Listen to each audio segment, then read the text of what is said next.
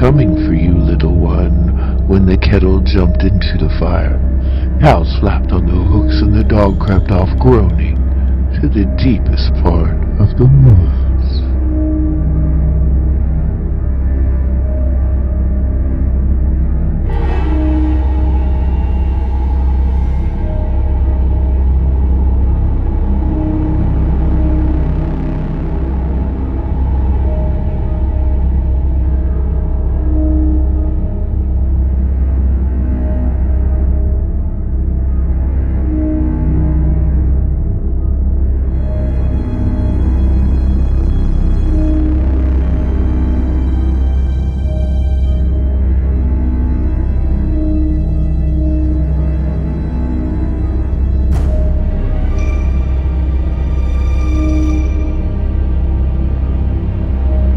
Ghoulies and ghosties and long-legged beasties and all things that go bump in the night. Good Lord, deliver us.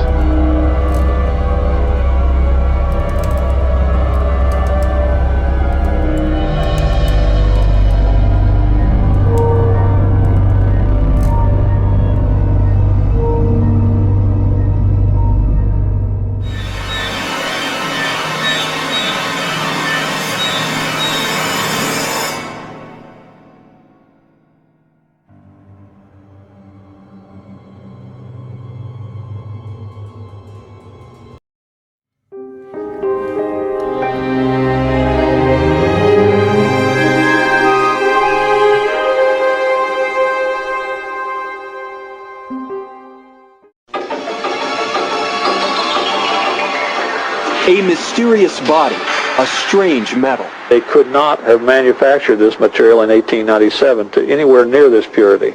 A bizarre ailment. And he blamed contamination of the crash. Something got into the water. These are pieces of a 100-year-old puzzle, a puzzle that may come together in this Texas graveyard. Amazingly, many UFO investigators are convinced that one of these graves contains the unearthly remains of an extraterrestrial. But this grave has remained undisturbed for 100 years. We found out why, firsthand. After we arrived, dogs began to bark an alarm, and within minutes calls were placed to the county sheriff's office. You would never find the grave unless you knew where to look. For years it was marked with an odd-shaped rock. It had a carving of a spaceship on it. Well, that grave marker has now been stolen, and there's nothing to indicate that anything at all was ever buried here. After they arrived on the scene, local sheriffs escorted us off the site. It seems they're old hands at this job, but they know that there may be some truth behind the local folklore. There was an alien ship that crashed here, and they found this, the alien, and the citizens picked up this creature and tried to nurse the creature and hid the creature in a barn, one of the barns that was here.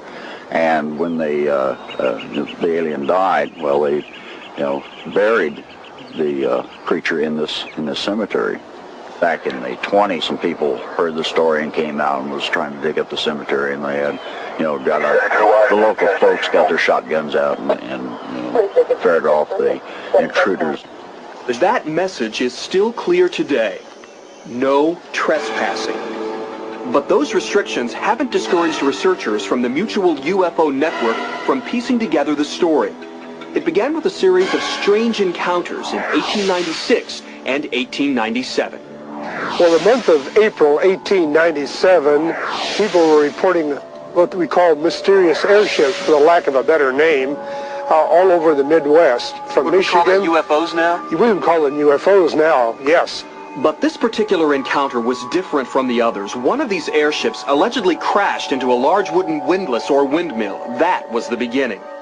Charlie Stevens saw this object coming in at 4 a.m. in the morning, and it came up and hit the windlass and destroyed it, and what Charlie Stevens was seeing from about 3 miles away down there. It flamed up, it exploded, and you can see the flames from that distance. Today, the story still lives on with Bonnie Oates. He got in 20 foot of this old well house out here, and he said, now right in here is where it happened. I said, well, that's where the well is. He said, there's a lot of twisted metal. In a more sophisticated place or time, this bizarre incident might have attracted more attention, but this was an isolated farming community, and the commotion quickly died. It would be the logical thing to do is to, well, let's clean up the mess, let's bury the thing and go on about our business. Not even realizing the value or the importance scientifically to the find that they had. What did they find? Based on eyewitness accounts, investigator Hayden Hughes managed to create these composites of the ship's dead pilot. Most of the smashed ship was carted off as souvenirs, and at least one metal chunk was buried with the pilot. But a few pieces were tossed down a well near the crash. That might account for the grotesque ailment suffered by Bonnie Oates' husband, Brawley, who later died. And what did he blame that on? Radiation that got into the well water where the crash occurred in 1897. Bonnie, what did your husband believe? Well, he thought there's something somewhere, he didn't know what. Although radiation levels around the crash site are normal, metal fragments may still remain. What do you got there, Bonnie? What is that? Oh, that's... Bonnie saved some of the metal. Metal that she is convinced caused her husband's illness. Aerospace engineer John Schuessler recovered a sample back in 1973. He found the metal melted and re-solidified around the limestone at the crash site. It fits the contention that it came from an explosion where it was molten and was blown out and landed on limestone rock and contoured to the rock and re-solidified, and that all fits with the story. Other metallurgists concluded that in 1897, this substance simply did not exist on Earth. First they said, oh, this looks like a slug or something, and after a week or so I said, hey guys, where's my metal? And they said, well, it's kind of intriguing. We want to run a few more runs. The metal proved to be a kind of aluminum, and it was impossible to make aluminum this pure in 1897. It would still be difficult today. The real key to this mystery lies beneath this giant oak tree. Legend says that this is where the alien pilot is buried. Local police say that whatever is buried here is going to remain here, undisturbed. For years, UFO researchers have been trying to get permission to exhume this grave. They made a formal request in the 1970s. That request might have been granted, but then someone decided not to wait. Now, in 1973, someone came in and stole a little triangular tombstone off of the grave. And the following weekend, someone came in with a 3-inch pipe, drove it right down into the grave, and where it had been showing that metal was buried there, according to metal detectors, it was now gone. And so the local people call that grave robbing. Well, you could say that. Something was taken from that grave. At that point, negotiations to exhume the body collapsed. Still today, the locals refuse to disturb their graveyard out of respect for the dead. This is a rural county. People have a way of life that they want to protect their own. And before, because people have destroyed the cemetery and moved markers and things like that, they're quite protective of the cemetery. To be so close to the evidence, to the physical proof that there are extraterrestrials that cannot be disputed, it is very frustrating. For 100 years, the mystery has remained undisturbed. UFO researchers are furious, but they know better than to take the law into their own hands. But underneath the oak tree, the hidden truth may be waiting.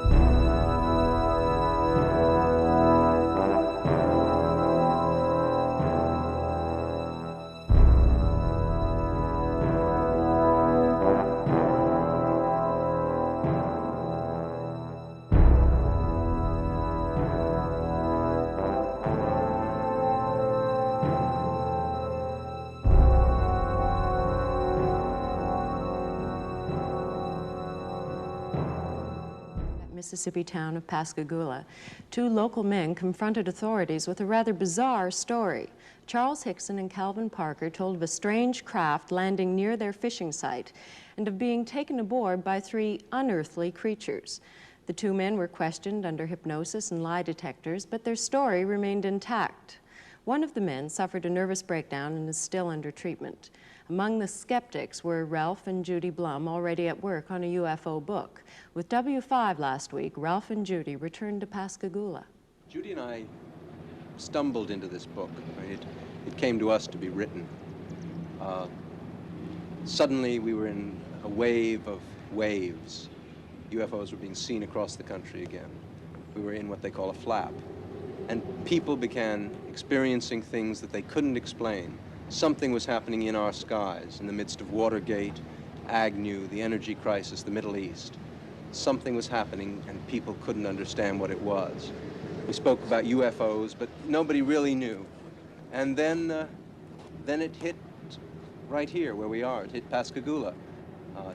Charlie Hickson entered the news, and we had a book to write. Something happened October of '73 that would go down in history. The spaceship king with many blue lights sat down near them in the night. 3 little men came out and took him inside. They looked him over with one big eye. They say what they saw was the real thing. No, they were the ones that saw the Pascagoula UFO. We were sitting on the other side of the pier with our feet, you know, over toward the river, fishing in the river. And the fish still wasn't biting, so I told Calvin, I said, well, you know, we might as well go home. But I guess that was when I heard it. It was some kind of zipping sound. And when I turned around, in this area out here, about 40 or 50 feet out there, there was some kind of craft, you know. It looked like it's going to come right onto the ground. But it came on down and hovered about a 1.5 foot or 2 feet off of the ground. But we didn't know what to do, you know. The river behind us and that out there not knowing what it was. So, and then before we had time to really do anything, it seemed like an opening appeared. Toward the end, it was, you know, toward us. And the blue light, it had blue flashing lights as it was, you know, approaching the ground, but then they went out. And when the opening appeared, some source of light came from the inside. It was just almost blinding. Sheriff Diamond, can you tell me just what happened that night? No, sir, I can't. All I can tell you is there was 2 men came into the sheriff's department approximately 8:30 and 9 o'clock. They were all excited, upset, wanting to climb the walls, hysterical, crying. That's actually all I know is what happened. I mean, as far as me seeing what happened, I don't know. Of course, we could see them in the opening coming from, you know, when it started out to craft. But Did you think it was people coming out at first? Well, they had. I kind of thought it was people at first, you know, off like that. But of course, when they appeared there in front of me, it was the most shock I've ever had in my life. What did you see? Well, they were shorter than me. I'd say about 5'2" or 3", and they didn't have a neck. Their head, it seemed to come directly to their shoulders, and they had something that came out to a point about where a nose would be, and on each side the ears. And I believe that they looked like they were a little longer on the ears than the nose. But still pointed the ears. They were still pointing, yes.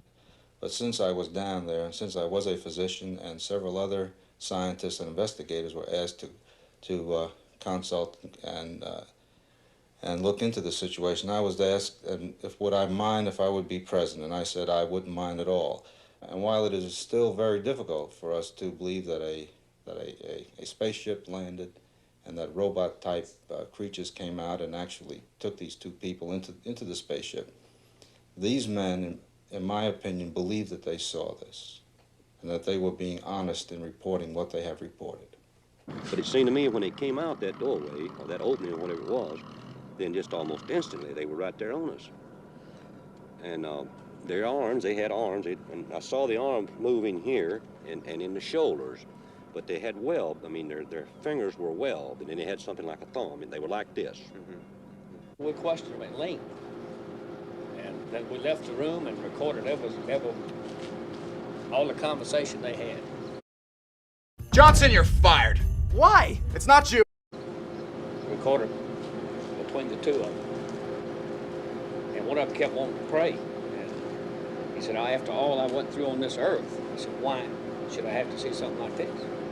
Calvin Parker, I was questioning him, and at one time he wanted to climb the wall. That's how nervous and how shook up he was. They had me one on this arm like this, and on the other one, you know, they had my other arm like that. And I just seemed to lift up to the same height they were off the ground, and we just moved into the craft. Now inside, how did they lay you out? Do you remember how it happened? Yes.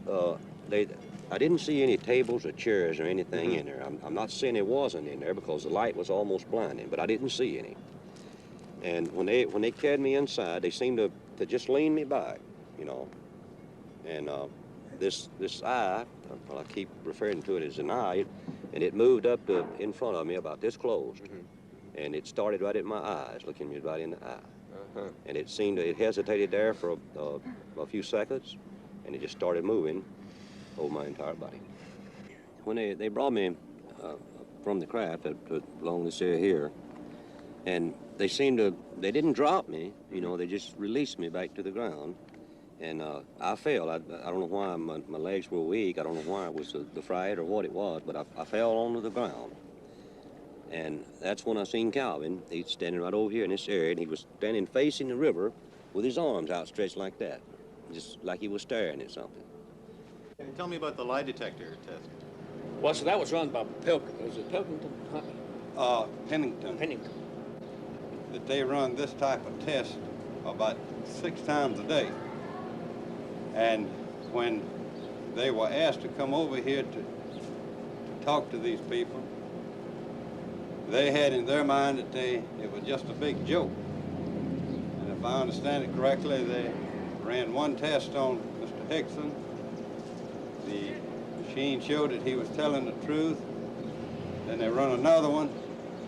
And then the examiner, he began to wonder himself. So he ran the third test, and he believed just what Mr. Hickson had told him. Mr. Booth, tell me what happened that night in October. Well, I got up and had turned off the TV and come to the front door, which you can see right behind me. Just as usual, checking to see if it was locked. So I looked out the window at the top, and naturally I saw this object above the street light out there. So naturally it caught my eye with the lights was on it. Couldn't hear any racket or anything. So I opened the door after a few seconds to step out to see if I could really tell what it was. It just took off. Can you describe it? Well, it was round, had lights all the way around it, turning in a counter-clockwise motion. It had a dome on top with a bright light shining out through the top of it. To tell the actual figure of it or anything, you couldn't tell. You could just see the lights and the one on top. When it happened to Charlie, the creatures, whatever they were, didn't communicate with it. Now, it's enough to say you saw a UFO to give you trouble these days in some towns. To be taken aboard is just a suspect idea. But somehow, if the creatures don't give you a message, you're just a touch less incredible. And Charlie says what he said and what we wrote about in the book. It was like they had a job to do, and they came and they did it. I think there has to be a reason why that Calvin and me was picked. Maybe because you could take it? Well, it might be. I don't know. I think that they know more of what's going on down here on this earth than we think. And I don't know, they might have been, you might say, looking for somebody that could, you might say, hold up under the strain and convince people that there is another world and there's some kind of life on that world up there. They were the ones that saw the passing to a UFO.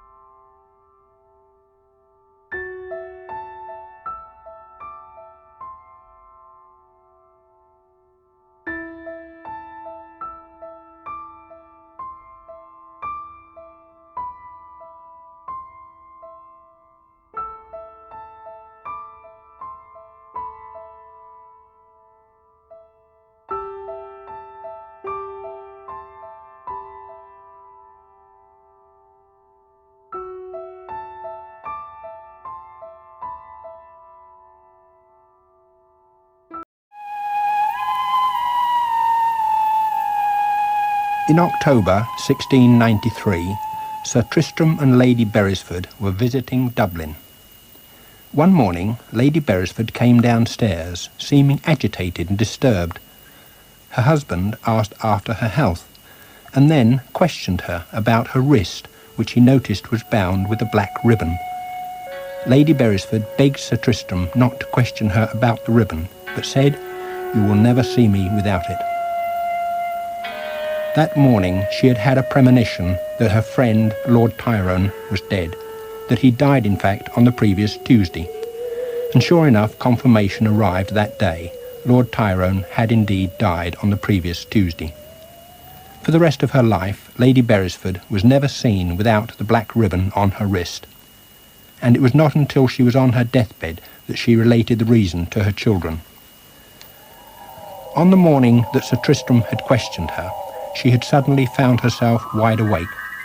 Sitting beside her bed, she saw her friend, Lord Tyrone, who told her of his death. She asked for some convincing sign that she was not dreaming, whereupon he hooked up the bed hangings in an unusual manner and wrote his signature in her pocketbook. Lady Beresford was still not convinced and asked for more proof. Then Lord Tyrone placed his hand, which was as cold as marble, on her wrist for a second, and immediately the sinews shrank and withered at the touch. Lady Beresford wore the black ribbon round her wrist to hide the withered skin. She instructed her children, after her death, to unbind the ribbon and look at her wrist. When they did so, they discovered their mother's wrist was as she had described. Lady Elizabeth Cobb, the granddaughter of Lady Beresford, preserved both the ribbon and the ghostly signature at her home in Bath for many years. I'm Peter Underwood. I'll be back on the Ghost Watch soon.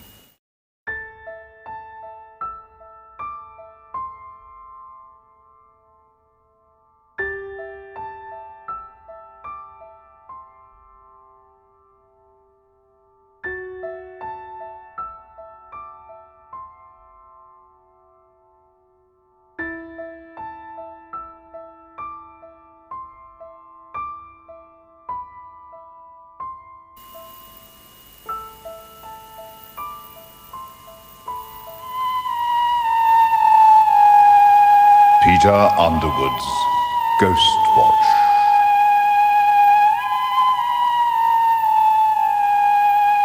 Among the hundreds of ancient and haunted houses in England, 12th century Beeley Abbey in Essex is especially full of atmosphere.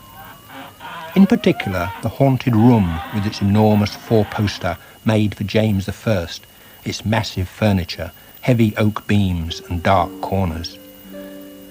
It is reputed to be haunted by the ghost of Sir John Gate, once the owner of Beeley Abbey. He may have entertained Lady Jane Grey there. At all events, he was beheaded on Tower Green because of his involvement with the 9 Days Queen. His ghost still walks, it is said, each 22nd of August, the anniversary of his death in 1553. The house has been owned for years now by the Foyle family, and some years ago, Christina Foyle decided she would sleep in the haunted room, despite the fact that it had not been used for over 50 years. She did so, and told me of her harrowing, never-to-be-forgotten experience.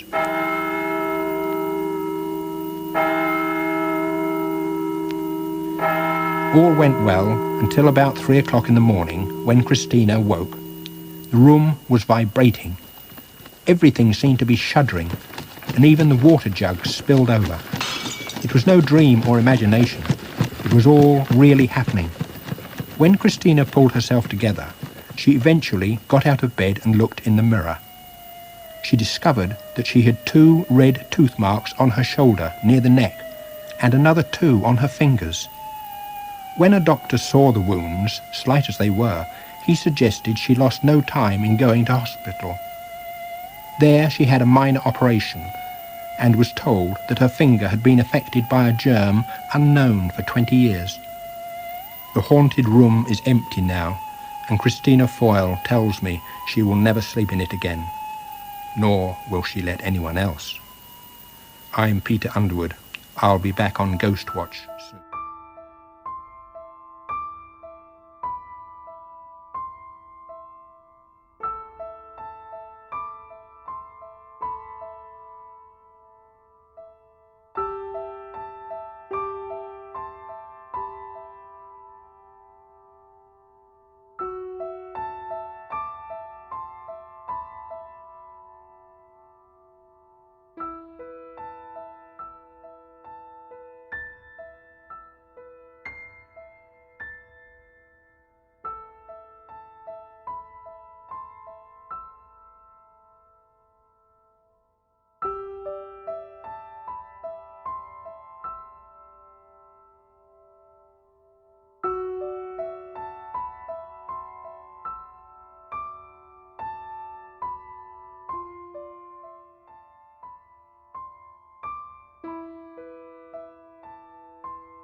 is a grave site for some of the 2,000 many sites with stories of horrific events.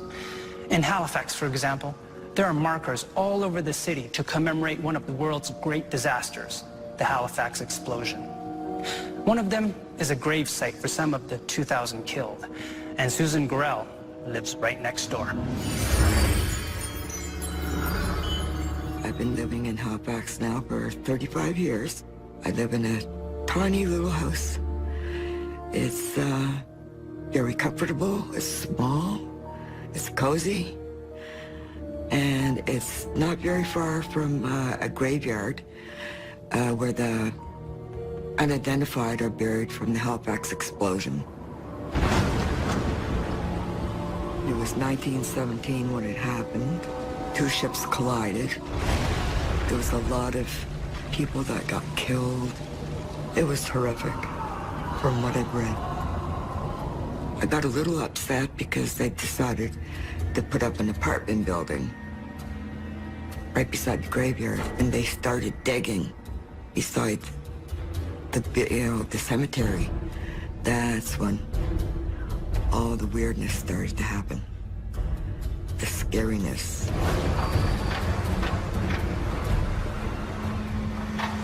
There is a lot of people buried in there. And I think myself, a lot of people are not resting in there. They're not being respected. And I think they're angry. That land should never have been touched.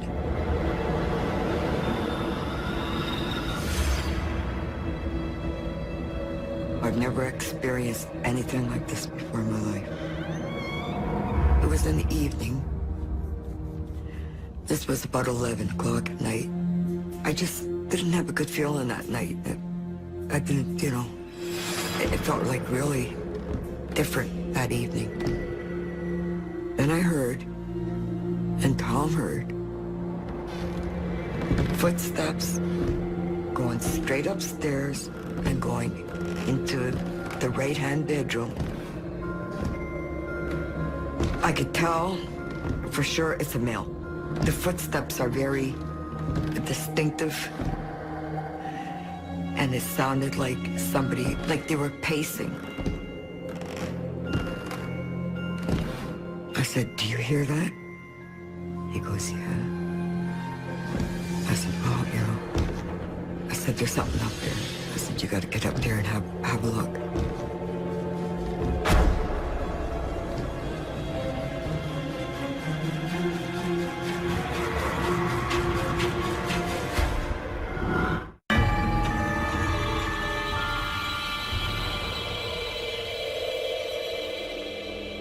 Then I heard footsteps going straight upstairs and going into the right-hand bedroom. I said, "There's something up there." I said, "You got to get up there and have a look." He actually got out of bed, went up there.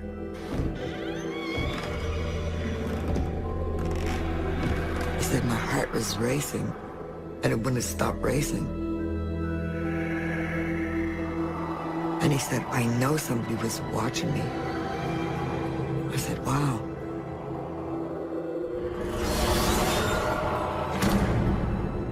Every night, every single night, you can hear, you'll hear something every night. If they dug more, the sounds got louder, there would be more activity. I don't mind guests, human guests, per se, but it does, you know, get a little scary at times. If Tom would be out, I'd stay upstairs. I'd keep all the lights on. And it doesn't matter if the lights are on or not, because you can feel it if there's somebody watching you. You could just feel that, you know, there's somebody else in that room with you. So I'd call him up. I'd actually disturb the poor man and say, "When are you coming home?" And I'd tell him, you know, all night I felt the same thing. And it's very uncomfortable.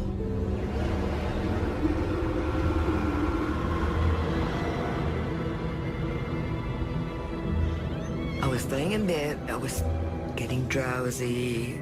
Tom's out watching his shows. I think I'm gonna, bed down for the night, and I'm gonna call it quits. So I turned the light off. I heard footsteps coming up the steps and coming straight into the room, and right in my ear,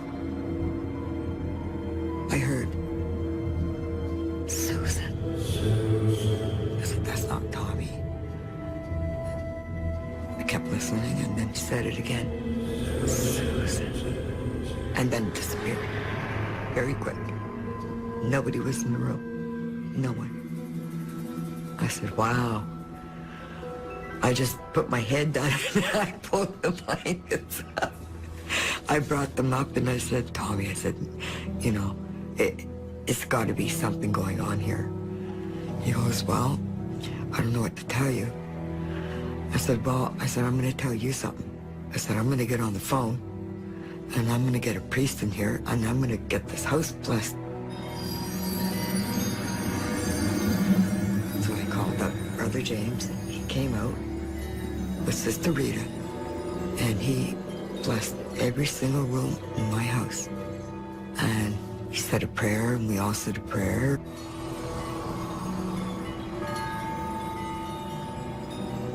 About a week later, it started right back up again. But this time, it got louder.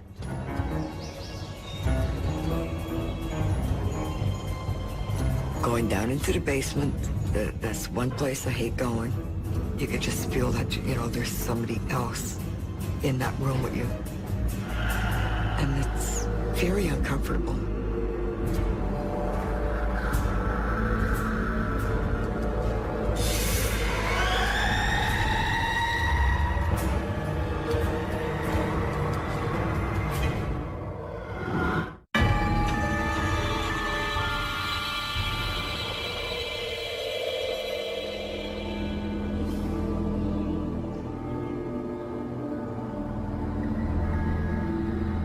Going down into the basement, that's one place I hate going. You could just feel that, there's somebody else in that room with you. And it's very uncomfortable. I went down, put a load of laundry in, and my washer and dryer are pretty, close together. And then we have an exercise area where Tom works out.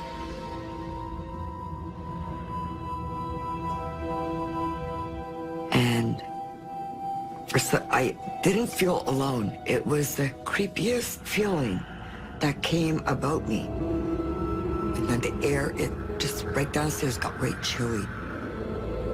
And it was just a chill that went behind me.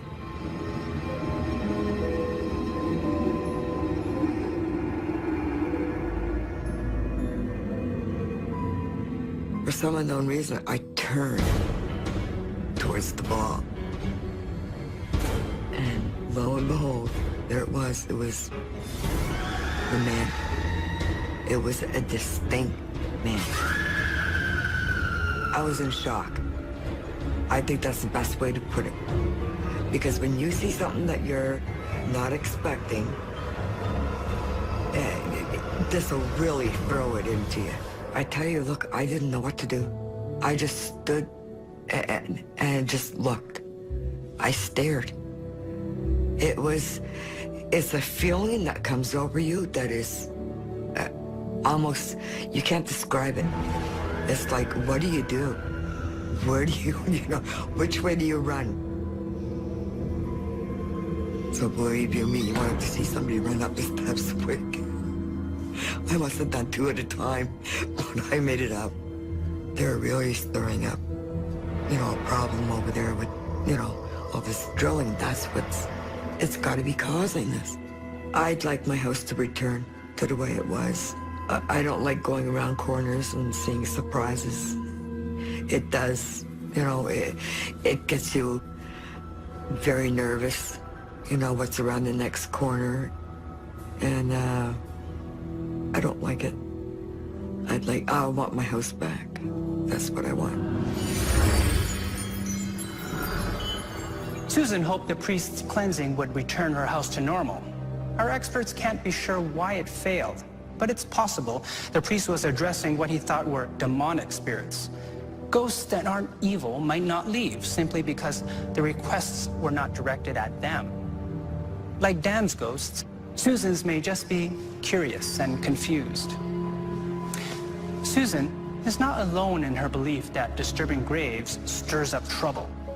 There are many reports of paranormal activity when new houses are built near First Nations burial grounds. Ancient Chinese tradition dictates that cemeteries are left unmanicured for fear of disturbing the dead. In fact, the tomb of the ancient philosopher Confucius is a mound in a cemetery overgrown with trees, bushes, and grass. The traditional Chinese know what Dan and Susan merely suspect, that if you disturb the dead just might end up disturbing you. There's influence that shape us, basically, and I really think this ghost experience was a thing of wonder. I think if a grave was disturbed, my personal belief is if something like that happened, it may be cause for a paranormal event to occur. And I think there's a strong correlation given the history of this area and the destituteness of the destitute people that landed there, resulting in an activity that I witnessed as a child in this house. I'll tell you, it's changed my life in more than one way. I definitely believe now that there is life after death. Nothing has harmed me. I'm very lucky to say that. So I'd like them to just, leave and be at peace, and so we can both be happy.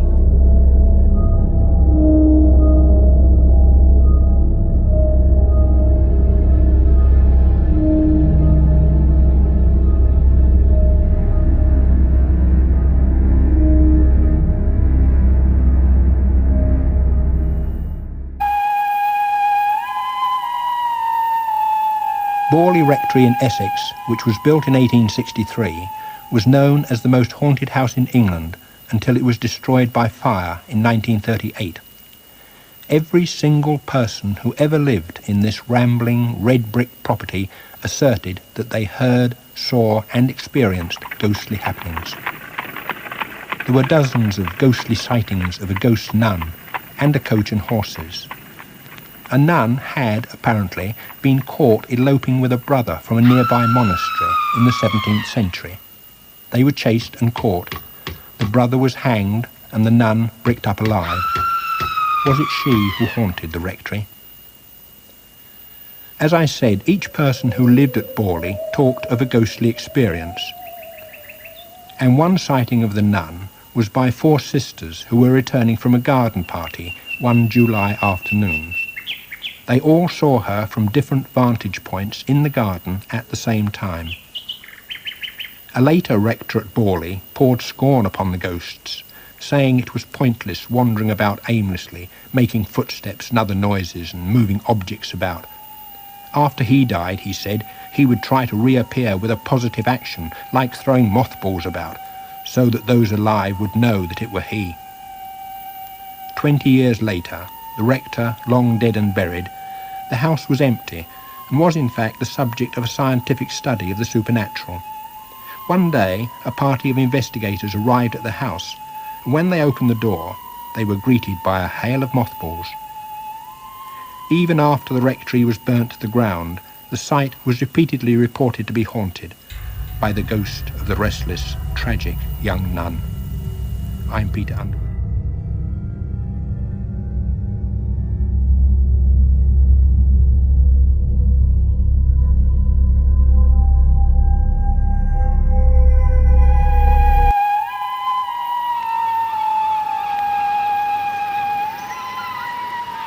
On 13th of February 1748, a schooner, the Lady Lovibond, sailed down the Thames bound for Oporto. Captain Simon Reed and his new wife, together with other guests, were making merry in the captain's cabin. But up on deck, first mate John Rivers nursed his hatred and jealousy, for he had been a rival for the affections of the captain's beautiful wife. his morbid thoughts precipitated an action that is renowned. For John Rivers casually picked up a belaying pin and shattered the helmsman's skull.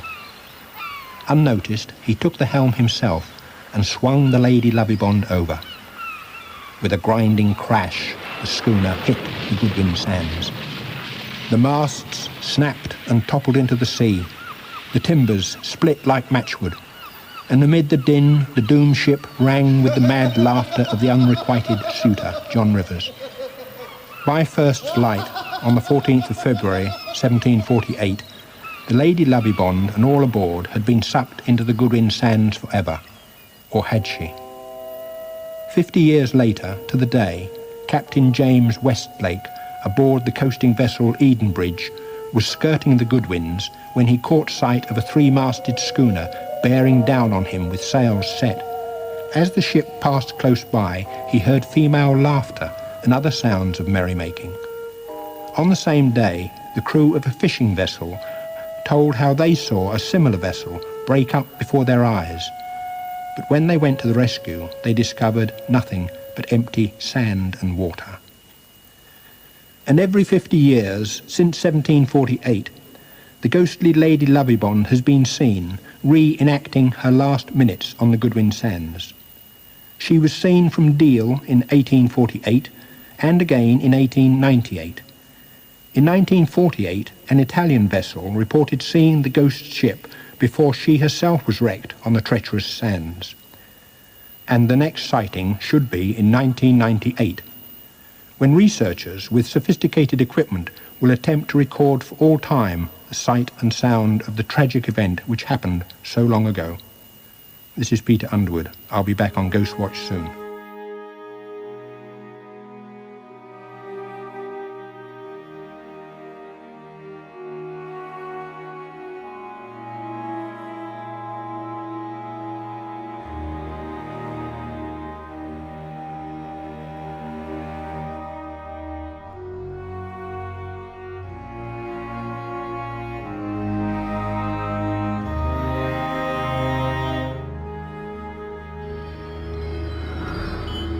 I'm born and raised in Kingston. I lived here all my life. I've traveled quite a bit all over the United States and all over Canada. I like other places and that, and I like to visit other places, but Kingston's basically my hometown.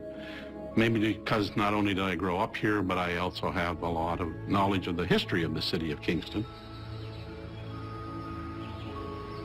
Well, I've always been interested in history, whether it's the American Civil War or Kingston history, and Kingston has a lot of history. The very early 1800s, when we had so many Irish ships coming over and Scottish and so on, people were coming over there to build the Rideau Canal, but they were coming over there dying of typhoid and malaria and all kinds of diseases like that. And Kingston didn't have a cemetery, except for where this Skelton Park was. So they used that as a cemetery. And they used it right up until about 1893.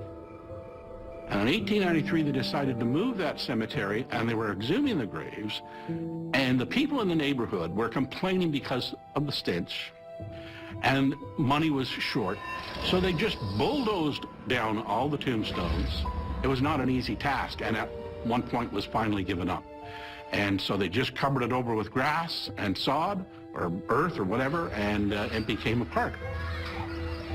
So they just left them. They don't know where they are. They estimate today there's somewhere around 1,400, at least that many, or if not more, graves.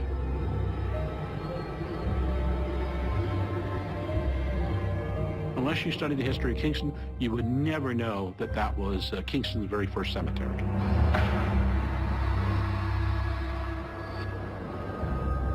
Skelton Park isn't a place that I would go to in particular, but a friend of mine was visiting from out of town, named Margaret, who was into sending people into the light. But one of the things that they do is visit graveyards and walk into the graveyards, and if there's any spirits there that have not yet moved on into the light, they send them to the light. And whether I believe it or I don't believe it, I guess I certainly believe it now. Because that particular night, it involved me.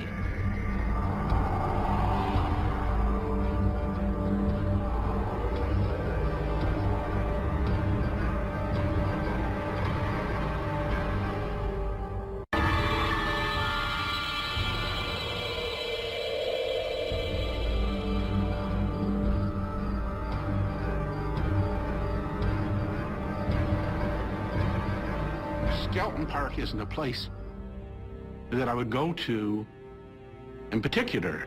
But a friend of mine was visiting from out of town named Margaret, who was into sending people into the light. But one of the things that they do is visit graveyards and walk into the graveyards, and if there's any spirits there that have not yet moved on into the light, they send them to the light. This one particular night when Margaret was in town, she said, "Do you have any more haunted places you can take me to?" Because I had did this sort of thing before. In the daytime, I had stopped at certain little cemeteries and let Margaret walk through the cemetery, and then she'd come back and get in the car, and away we'd go. I had no experiences or feelings about it one way or the other. There is a place, I said, not too many people know about. It's called Skeleton Park. It was nicknamed Skeleton Park because it used to be a graveyard. And I said, there are a lot of people still buried there. Well, can we go there?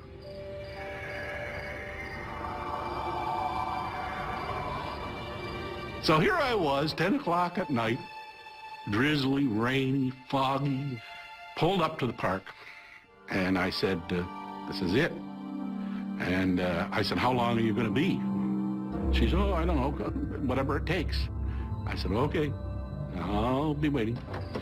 So out she got.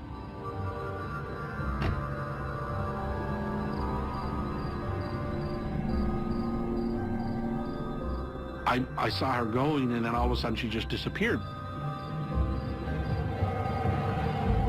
It's hard to keep track of time when these things happen. I want to say 5 minutes, but maybe it was 10 minutes. And all of a sudden, the wind started blowing, the car started shaking a little bit. And then, sometimes when you recall things, it's difficult.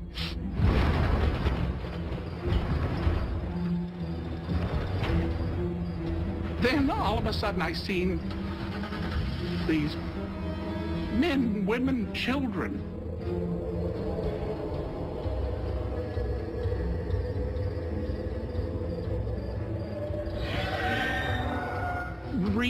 reaching out, and I'm looking at them through the windshield.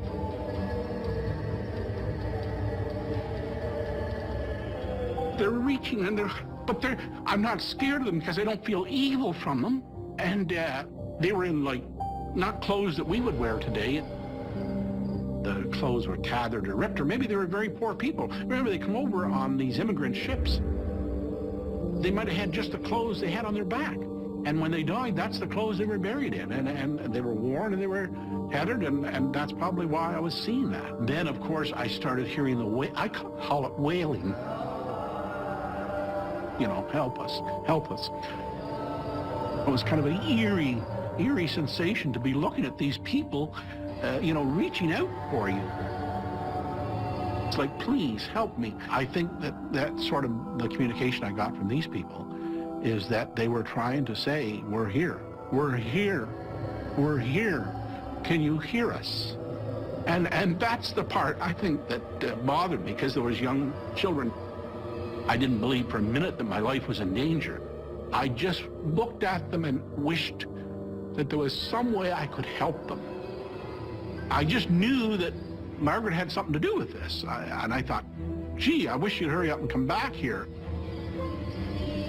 They sort of started fading.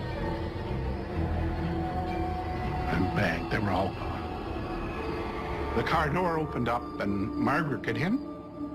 I was crying, and Margaret says, what's wrong? I said, don't you ever bring me here again. Never. I said, I don't want any part of this. She said, what happened? I stepped on the accelerator and started getting away from the park as quick as possible. And I proceeded to tell her the story. And I said, did you master what you come to do? Oh, yes, she said, there were a lot of spirits there. She said, I sent a lot of them into the light. But she said, there's still a lot of them there that I need to come back. I said, not with me, you know. I think to myself, do people get stuck in between, here and there? And if so, are that many people buried in Skeleton Park? Are they still waiting to go into the light? I've never been back to Skeleton Park since. I can go back in the daytime, but I don't think I'd ever go back on a dark, rainy night again, or any time at night for that matter. John wonders if spirits can be stuck between this world and the next. Our expert says the attachment to this world may be to the dead person's physical remains. And this might be more intense if something violent or particularly tragic was connected with their death. John and Chuck were aware of the history surrounding their ghostly encounters, but for both of them, the ghost's appearance radically changed their connection to the past, a past that will live on through them. Today it would be a much different story. Today, when human remains are found, whether it's in a wall from a building they're tearing down or whatever it is, today it means something. These were human beings at one time. These people have a right for us to know when they find these bodies in the woods. Who was this person? What happened to them? I realized, gee, there is another world out there. There are people that have not yet went into that light.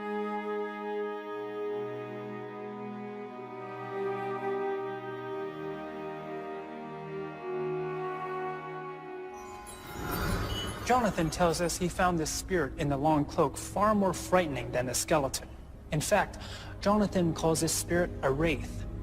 Most of us know wraiths from the film trilogy Lord of the Rings. But before Tolkien's novel was published in 1954, wraith was just another word for ghost. It's Tolkien who made them the embodiment of evil. His wraiths are 9 men who succumbed to the seduction of power, attained immortality, and became powerful servants of evil. Jonathan tells us that his horrific experience with the skeleton and the wraith empowered him. He never wants to feel that open to harm again. He vows never to give in to his fear, and he'll use his newfound confidence to take his dancing to the next creative level.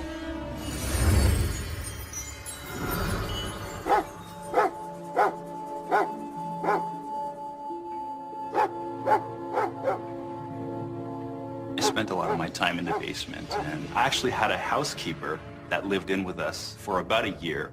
She had grown. She would actually get my dog, Sneaker at the time, to go downstairs first before she went downstairs. She always felt that there was something down there, something talking to her. Eventually, she would see and experience so many things to the point where she had to move out. She had lived in what's now my control room. That room ended up becoming my studio where I write my music. It's where most of my inspiration comes to me.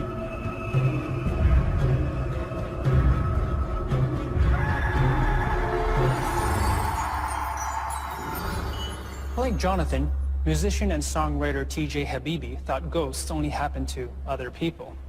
But then something changed his mind, something that terrified him and affected his art forever.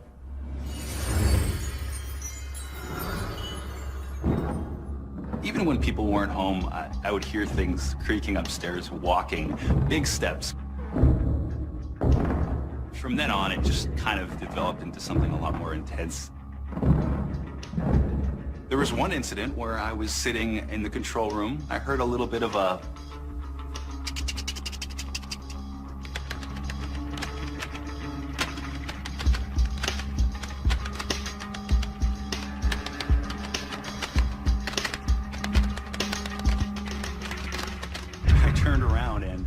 actually saw my CD tower, the CD tower that actually holds the CD cases.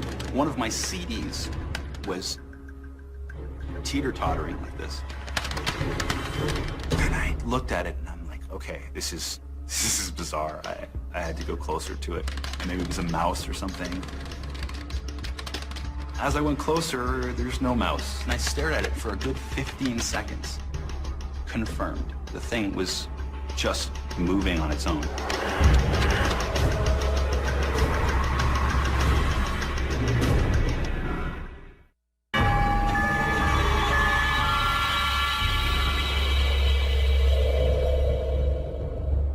I was sitting in the control room.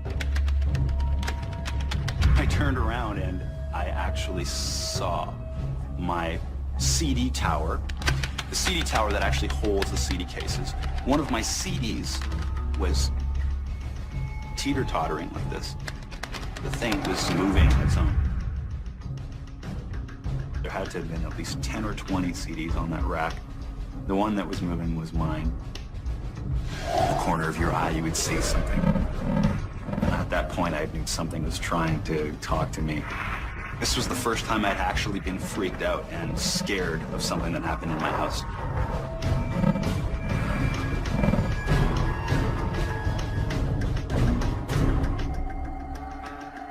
One night, 4 in the morning, I was setting up my microphones, just preparing for a client.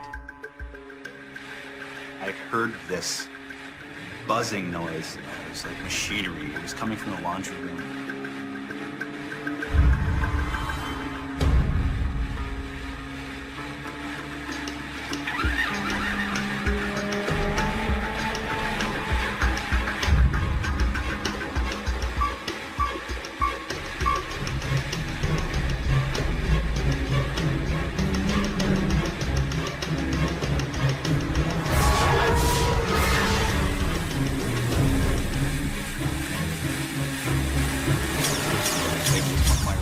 That I had gotten as a kid that I had never turned on since the 80s.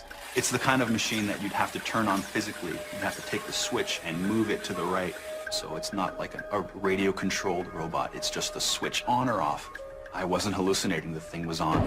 After seeing that movie Poltergeist, these teddy bears coming to life, clowns and all this stuff, and it's been engraved in my head that I don't want to ever see that, you know, and having dreams, nightmares about these things. A thing happened in front of my eyes, and I was beside myself. I couldn't react, I couldn't move.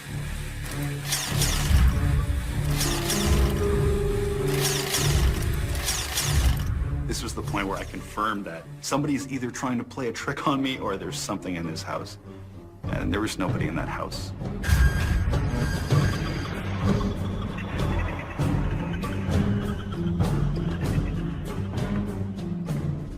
I didn't sleep that night. I had crashed at a friend's house. I just couldn't sleep at my house that night.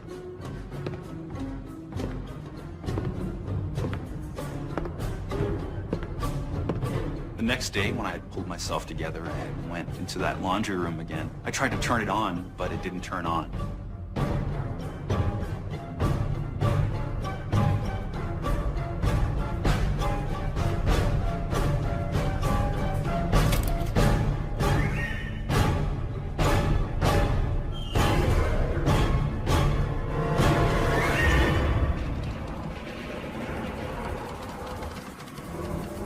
After all these things that had happened to me, I'd taken it upon myself to turn my mics on and just to see what would happen.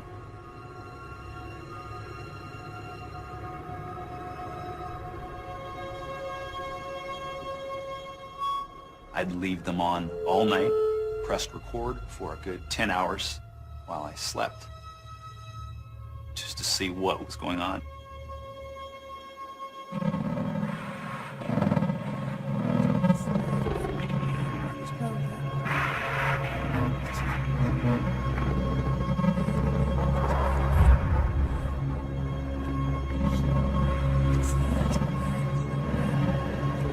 I would review the waveforms, the audio waveforms of the basement. In a normal environment, yeah, you wouldn't hear anything. You would probably hear the odd wood crack or something upstairs.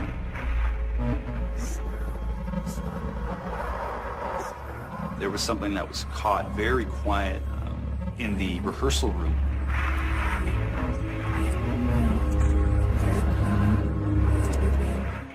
There was some conversation there. Two completely different personalities just talking.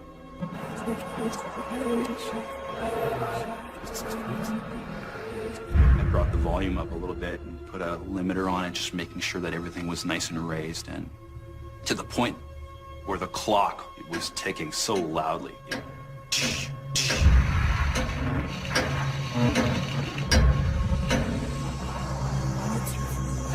There's this two people talking.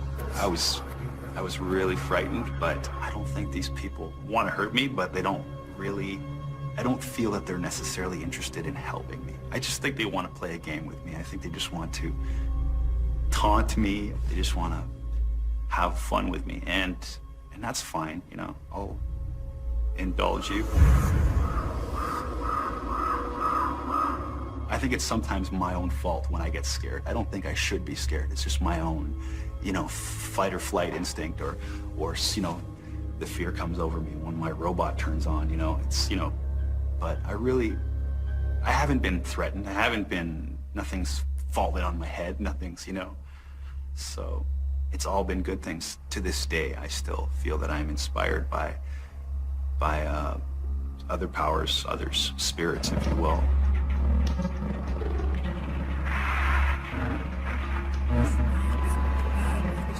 There was something that was trying to be said. There was something that was trying to be expressed, and it probably was best expressed through my music.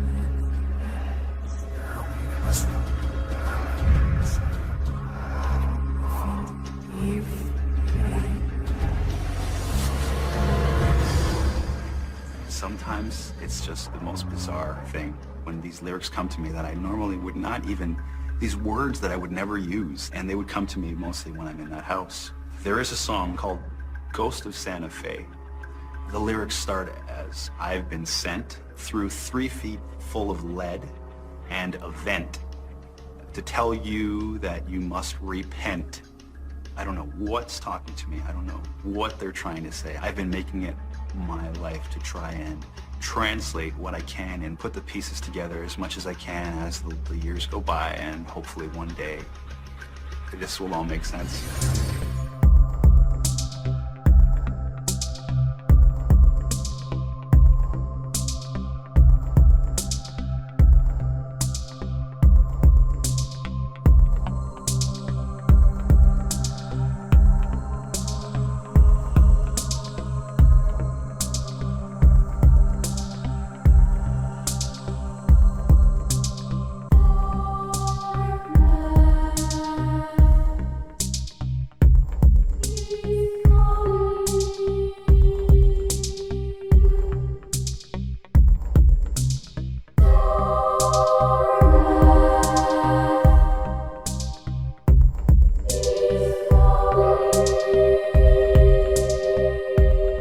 Worth investigating and which are not, and I think this one is. What are some of the more common signs of a haunting, things that show up here as well as other cases you've looked into? Well, one of the things I was intrigued by were the bears that were found in the middle of the room. And they went out of the room and they put the bears back, they came back, and one bear was found in the middle of the room. Like poltergeist? That's right. This suggests a very playful kind of experience, and we come across this a lot. People take their clothes out, they get up the next morning, they're back in the drawer again. Just playful type phenomena. You think this family is at threat, in danger? Well, I think there are different types of things going on in this house. I wouldn't think there's one explanation. The bears appearing in the middle of the room is a playful type poltergeist experience. But the scratches on the man's stomach and his arm, and according to his testimony, he was yanked out of his bed. Those are pretty terrifying experiences. And yes, I'm a little concerned about that. We'll continue to look into it. Parapsychologist Carrie Gaynor, thanks for joining us. Thank you. And I will be going back to the Midwest along with Greg Cook and our entire investigative team to see what more we can learn about the Heartland ghost. We'll bring you our findings as soon as possible. Welcome to Sightings. I'm Tim White. Recently, we brought you the story of a Midwestern family that's been plagued by bizarre haunting activity. Well, from our initial investigation, the videotape that our Sightings crew brought back was unlike anything we'd ever seen before. We brought in renowned ghost investigator Al Rober to join our team, and along with the crew, Al and I went to meet the family. Hi, how are you? The family wishes to remain anonymous. We're using pseudonyms here and concealing the father's identity. How are the scratches that you had that we saw before, are they healing? Well, this is said here scarred. The ones on my stomach are healing up pretty good. Just 2 weeks before, these bleeding welts materialized on camera during our first Sightings investigation. The tape of that event was analyzed by Carrie Gaynor, world-renowned parapsychologist who was lead investigator on both the entity and poltergeist cases. He asked to view the images of this bizarre event side by side. On the right, a frame of video with a long bleeding welt. On the left, an image taken 8 minutes earlier when our camera first began to roll. There's no welt visible. The exciting thing for me as a researcher is that the camera didn't pull away. It was there the whole time, and that severely reduces the possibility of any kind of hoax. Most of the cases we come across are playful, mischievous, bizarre, weird, and a lot of them have just normal, natural explanations. This case that involves scratch marks, this seems a little more frightening and something that we should be a little more cautious about in terms of studying the phenomena. The phenomena in this house, according to the family who lives here, are caused by Sally, the spirit of a 7-year-old child. They believe it's Sally who causes paranormal activity, like lights flickering on and off mysteriously, as seen in this home video. Thank you, Sally. Yeah, on the left side. Family photos have turned up with unusual blurring and discoloration, confounding our photo experts.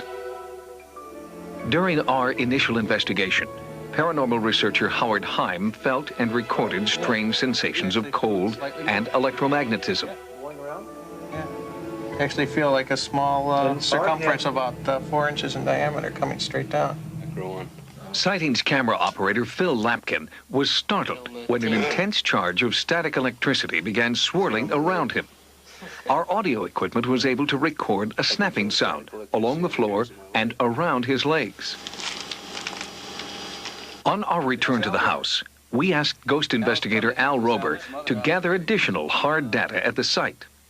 His equipment can monitor electromagnetic energy and minute temperature fluctuations. He photographed and examined items that were supposedly touched and, in some cases, burned by the entity. There's a chemical that's built on this. Tim? Yeah. I would assume from that, Greg, that you are feeling, well, something. Air conditioner's off. I feel it blowing right through here. Do you? Well, a little bit. I'm going to move over here and see if I can feel the same thing, though.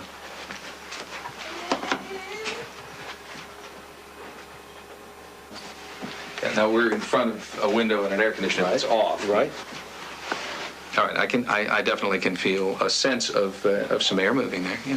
Let's sit back down and talk. As we continued videotaping, I was not the only member of the sightings crew who seemed to feel a strange sensation of cold air circulating in small, isolated patches.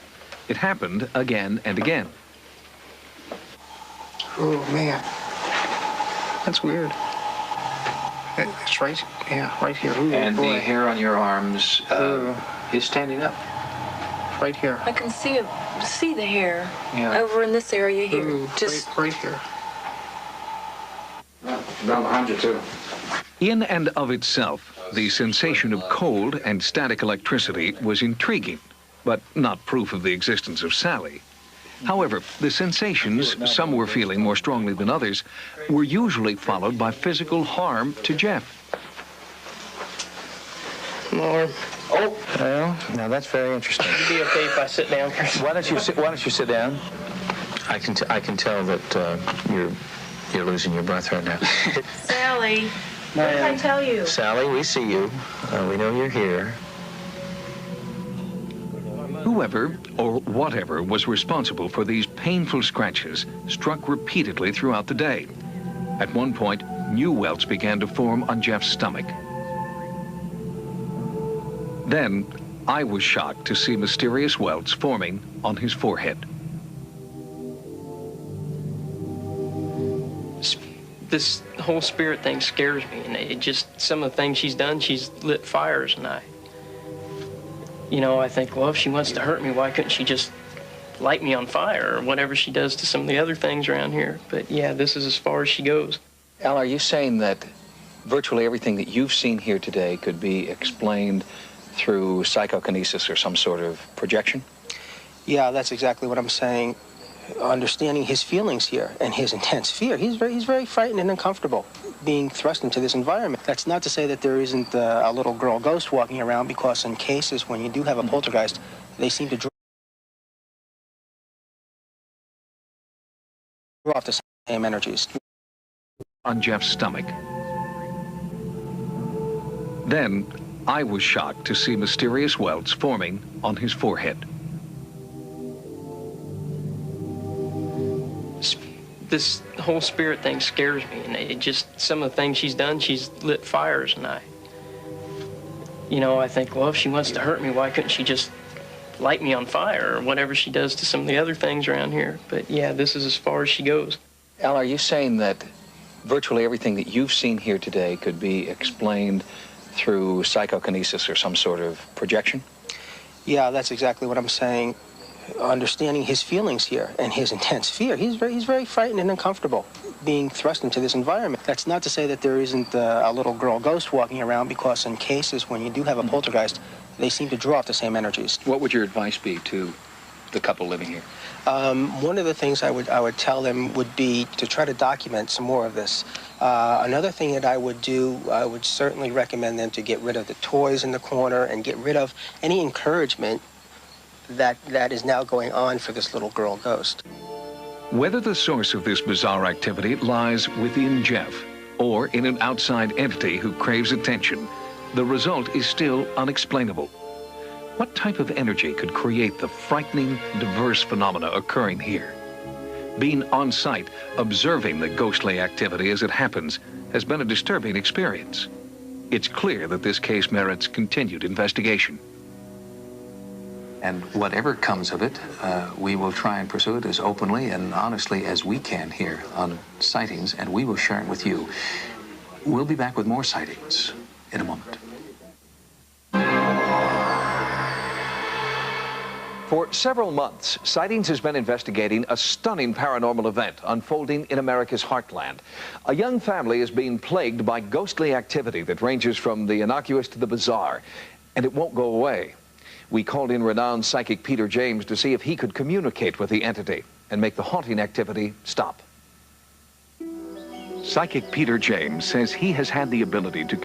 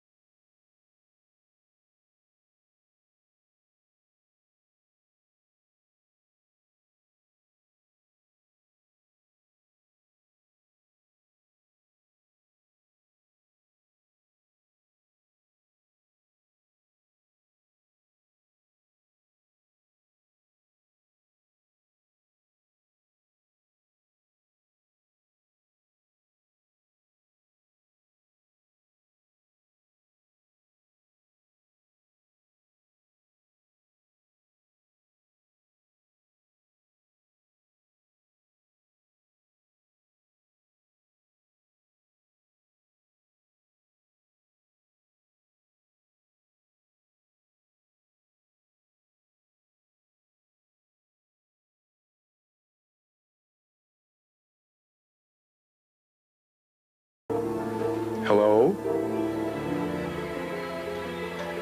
Look. Hello? Can you speak to me? Sally? Is that your name, Sally? Sally? Okay.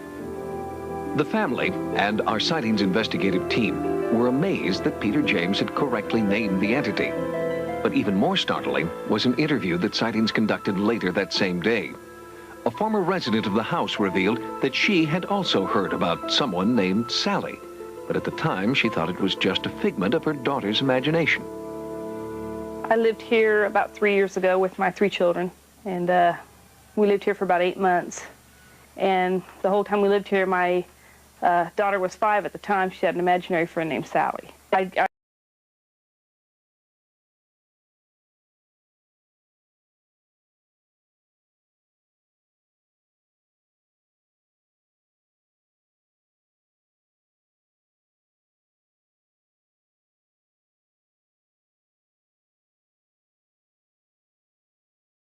3 children, and we lived here for about 8 months. And the whole time we lived here, my daughter was 5 at the time. She had an imaginary friend named Sally. I'd scold Heather. I would scold her for something, and she would come back and tell me, I didn't do that, Sally did it, or Sally told me to do it. But the former tenant's encounters with Sally were harmless compared to what happened when this family moved in. I can tell that you're losing your breath right now. Without warning, scratches on the husband's body would begin to welt and bleed as our cameras rolled. The mission on this visit was to give Peter James a chance to try to communicate with whoever or whatever was plaguing the family. Would he succeed where parapsychologists had failed? I'm getting a lot of resistance right here at the door, meaning whatever is in the room wants me out. Speak to me. Peter had no prior knowledge about the scratching and bleeding phenomena attributed to Sally. So when the husband began to panic during this session, Peter thought it was just nerves. Really, just now? When you said, speak to me now, Yeah. he felt the cold Yeah. fly past him. And she scratched you? There, my back's been stinging. Are you okay? Yeah, I just... Don't be frightened. There's nothing to be afraid of. Remember, remember, you're in control here. So don't. MC.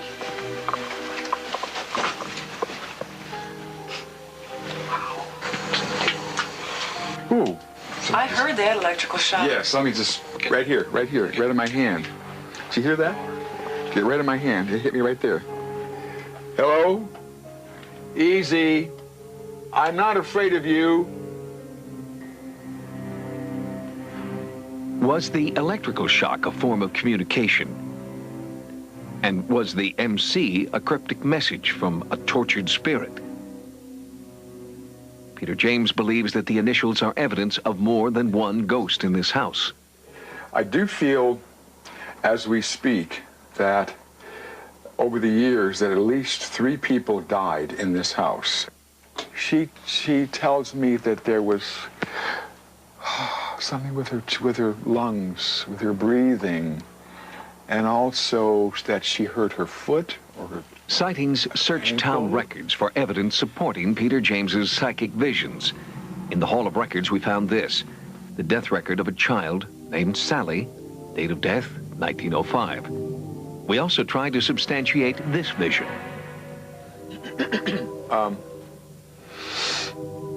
Do you know if anyone medical lived in this house? There was a medical person? Yeah, because I feel very medical about this for some reason. In a city directory printed in 1903, sightings discovered that the person living in the house at the time was indeed a physician. And according to city records, he moved out in 1906, just after the death of Sally. Was there a connection? During our investigation, Peter James was drawn to the graveyard, one of the oldest in the town. It was here that he had a vision of a little girl dying of pneumonia, and the doctor who couldn't save her. As he wandered among the headstones, Peter James described a small voice, calling him toward one particular grave. Here, he felt an overwhelming grief. Here, he said, lay Sally. But the marker was so old and weather-worn, the lettering had disappeared. But when sightings checked the cemetery's records, we discovered that Plot 1, 4th row west, was the final resting place of Sally Isabel Hall. Peter James's visit has helped the family understand a little bit more about what may be causing the haunting in their house. But Peter has not been able to stop the scratching and bleeding and terror that is now part of the family's daily routine. Later in our program, details about a new, expanded investigation that Sightings is mounting.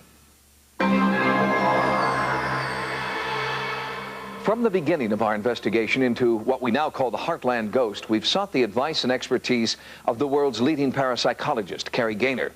He analyzed our early field tapes, and now, with the growing incidents in the house, Kerry Gaynor himself is traveling to the site.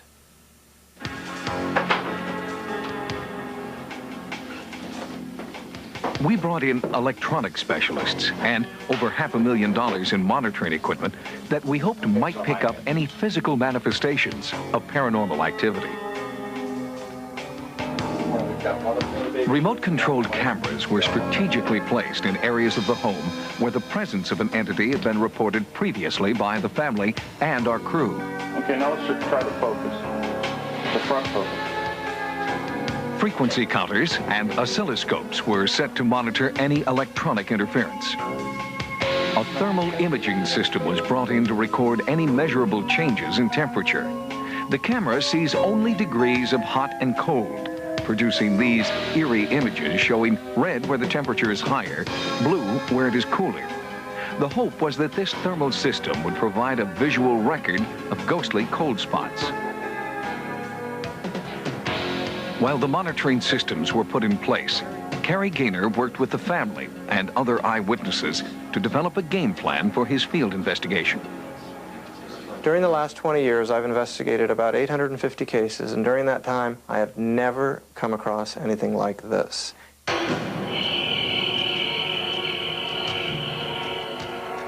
Sightings monitored every part of the house for 24 consecutive hours, while Cary Gaynor kept vigil with the family by candlelight. And still, the entity was not deterred. During that time, I witnessed 11 separate attacks in the form of scratch marks on Jeff. You can see that? Could you please let us know you're here? My arm is numb. Yeah. Our full investigation of the Heartland ghost, next time on Sightings.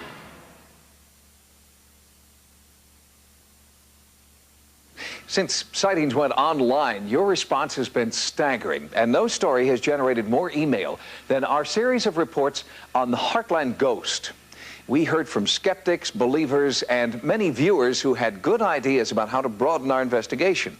So good, in fact, we decided to put them into action when we returned to the house with world-renowned parapsychologist Cary Gaynor. For the Midwestern family who lives here, the last 2 years have been a paranormal nightmare. They've asked us not to reveal their true names, so we're using the pseudonyms Pam, Jeff, and their young son, Donnie. When Sightings first came to document the phenomena here, we were stunned to see long, bleeding welts forming on Jeff's body. He believed it was the work of a child ghost the family calls Sally. I personally want it to stop. We contacted parapsychologist Cary Gaynor, whose groundbreaking investigations of the entity and poltergeist cases have made him an undisputed authority in the field. This is the beginning of the research, and a lot more needs to be done in order for me to really feel comfortable that this is a legitimate case. So, Sightings returned to the house on 2 subsequent occasions, and each time the pattern of bloody welts appeared on Jeff. The number one question that friends and relatives that do know of our situation ask, and I'm sure probably every one of your television viewers ask, is why do you stay here? Why don't you just get out? You know, what holds you there? Curiosity. There needs to be more data so that we can know what exactly this is, what causes it. Why do these things happen to certain people, certain places, certain times? Based on our initial findings, Cary Gaynor joined the Sightings investigative team on our most recent trip to the Midwest. Tell me about your fear level in the beginning and how you feel now. After viewing hours of videotape shot in the field, Cary Gaynor sat with Pam and Jeff to develop a detailed profile of the ghostly activity. We also put in place an arsenal of electronics, oscilloscopes, frequency counters, and surveillance cameras that would monitor the house continuously. Much of our equipment was concentrated in the nursery, where earlier photographic anomalies had been recorded. Another camera position was at the top of the stairs, where, on a previous visit, psychic Peter James had encountered what he felt was a frightening entity. I'm getting a lot of resistance right here at the door, meaning whatever is in the room wants me out. 2 cameras were placed in the living room area, where many people had experienced strange events. Our pictures on the wall are turned upside down.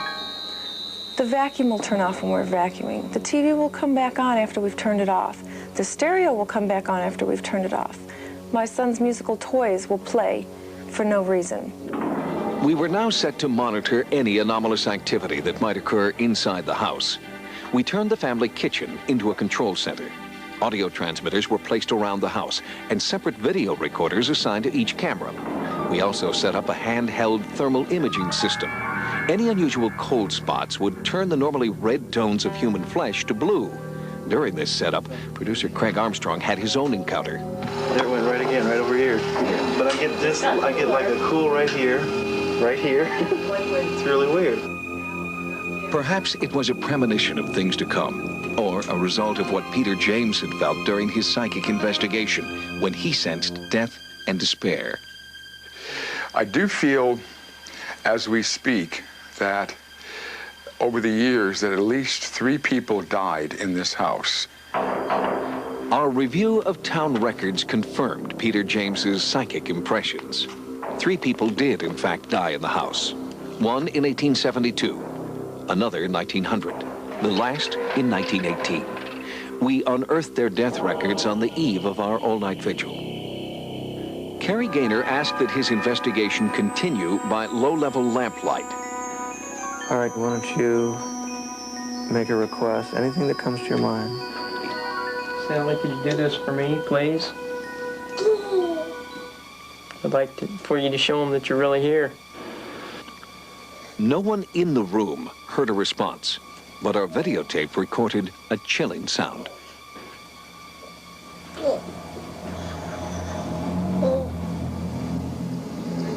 We've asked 2 independent experts to analyze the sound and determine its possible origin. We'll bring you the complete report on their findings later in this program. Talk about not having much longer. Understand. During the time that the strange sound was being recorded, only one of 2 oil lamps began to flicker. Although the wick was trimmed, the windows were closed, and the air was still. Then, a few minutes later, Jeff felt a bizarre chill in front of him.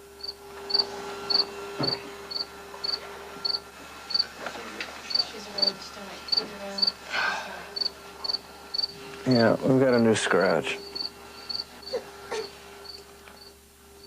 Yeah, we got fresh blood here. This wasn't here 2 minutes ago. It was just one of many scratches that appeared periodically throughout a night of bizarre events. When Pam walked in a specific area at the top of the stairs where many had felt a menacing presence, our frequency counter suddenly and inexplicably jumped from 399 to 575 megahertz. Earlier in the day, in the same area, one of our surveillance cameras picked up large amounts of interference, seen here in slow motion. But this camera was on a closed circuit, and it would be impossible for it to pick up electrical interference. And in the nursery, video signals seemed to drift and then disappear entirely, although there was no break in electrical power or the video cable. After a few moments, the signal returned to normal.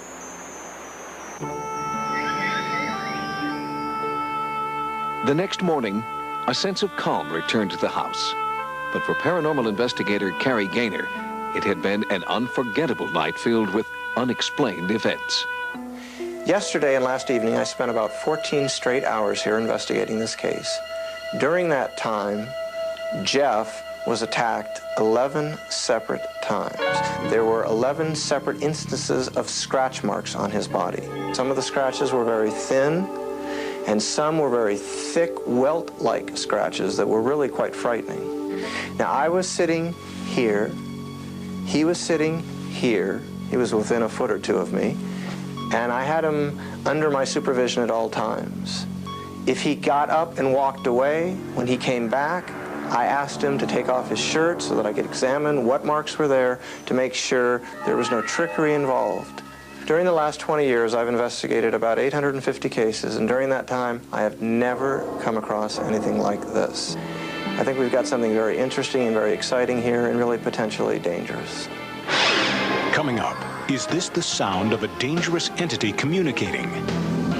I've never heard anything quite like it. Our startling discovery is analyzed next. During our most recent investigation into the Heartland ghost, we heard this. I'd like for you to show them that you're really here.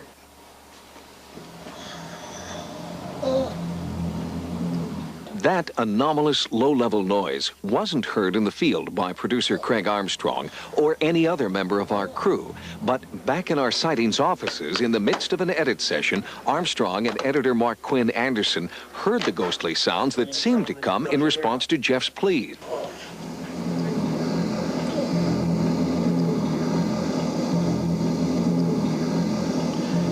We immediately took copies of the suspect tape to two diverse audio experts. Rick Wilson, president of Digisonics, is a forensic audio specialist who works routinely with the CIA and FBI, and has also analyzed black box recordings for the FAA.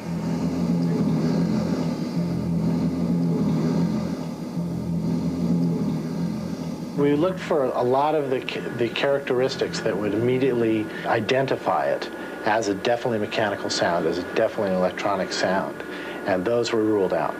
See, one thing that makes this sound interesting and eliminates a lot of possibilities right off the bat is that above about 500 hertz, there's nothing there. There's nothing in this sound. There's a lot of background noise, but that's constant before and after the sound. But when this sound comes in, it's all low frequency, and that's it. And we cannot, in our own bodies, make that sound. If the sound is not natural, could it be supernatural?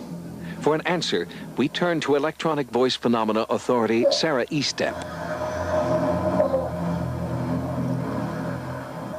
I've been taping for 18 years, and I've investigated a number of haunted homes, houses, properties, locations, and I've never heard anything quite like it.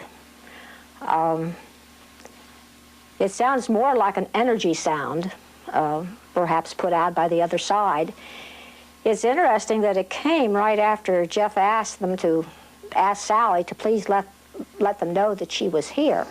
And then this low rumbling sound started and built up in volume, an energy sound that perhaps they produced at his request. Very, very interesting. Is it a ghost? I really have absolutely no way of knowing. I really don't. My best bet is that it's something magnetic. And how that magnetism was introduced is anybody's guess. I'd like for you to show them that you're really here.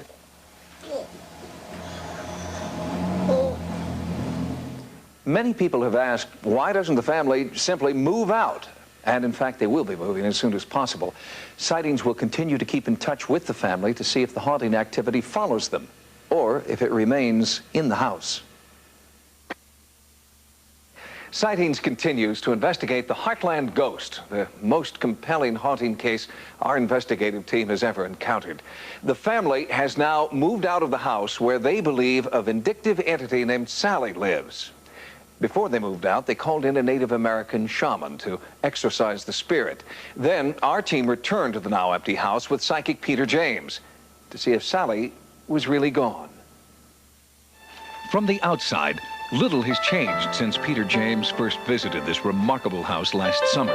In fact, the house stands today much as it has since it was built in 1872. But this time, the upstairs window was empty. No one peered out on the quiet street in this quiet town in America's heartland. Sally, the child entity from the past that Peter believes is trapped in the present, seemed to be gone. And the family, Pam, Jeff, and Donnie, who tried to live with the haunting power in this house, have moved out. As chronicled in past episodes of Sightings, the ghostly activity began for them when family photographs revealed strange, unexplained images. This was the room that there were a lot of photographs taken.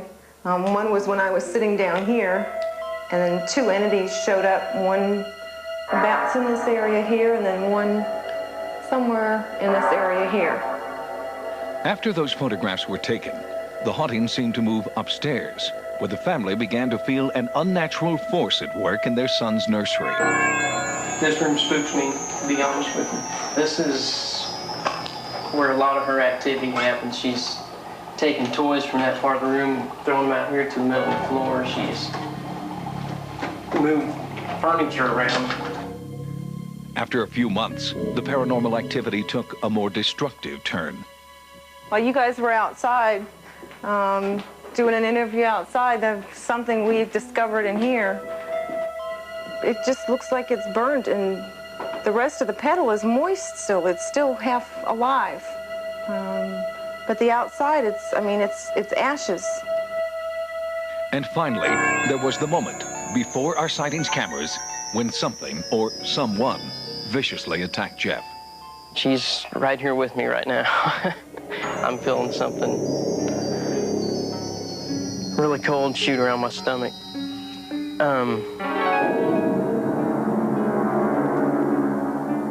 These scratches had appeared just moments before. He's just went right through my midsection. Oh my God, look. Look. Oh, look, they're forming. It's forming right there. She tends to do this to me because I upset her sometimes. And she wants to be noticed, I think, today.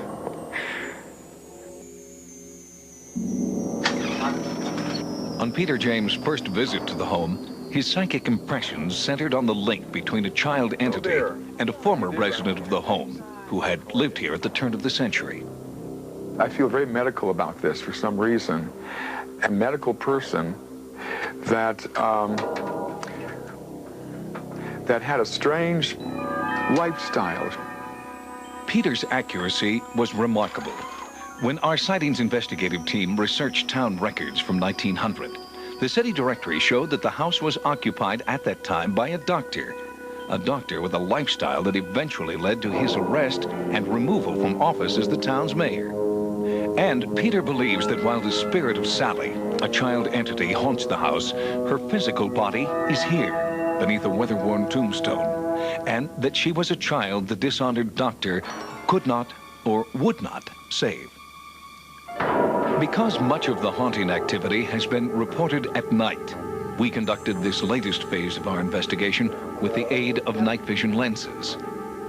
Okay, we're good. After so many months, it was the first time our team had been alone in the house with the lights out. I want to go in this room first. And a second camera shows what you'd see without the aid of the night vision technology. our nighttime is their daytime. There's an entity in this room right now, no doubt in my mind. Give us a better verification that you're here. Whoever you are, identify yourself. What do you hear? You hear it? What do you hear? Tell me what you hear. It sounds almost like a moan. Yeah, it's a moaning. You hear it? You hear it, Tony? I do. Tony, you hear it? Yeah. I hear it. It sounds like it's coming from right behind. Is this where you are, Sally? Right here? Yes. Whoa, yes. Feel this. Feel this right here. Or is that from the heater? No. No, it's right here. It's right here. Right here. Feel it. Feel it? Yes. Yeah, right here. Look. Whoa. Oh, yeah. Hello? Yeah. Oh, yeah. Right. She's right. There we go. Hello? Yeah, that's it. She's here. Hi, Sally. There she is. Hi, Sal. Whoa. Feel that. Whoa. Woo. Yeah, right here. That's very strong right there. Right here. Yeah, right here. Here it is. Oh my God. Okay, stay. Yeah, Sally. Hello. Feel it? Yes. Yeah. Hi. Whoa. Whoa. Hello. Easy. You still feel it? Yeah, a lot. A lot. Yeah. Come and hold my hand, Sally. Sally? Peter feels the eerie force leading him down the hallway into the former nursery, where Sally's presence has always been felt most intensely. Sally? Would you like to play with me and the teddy bear, Sally? Mm.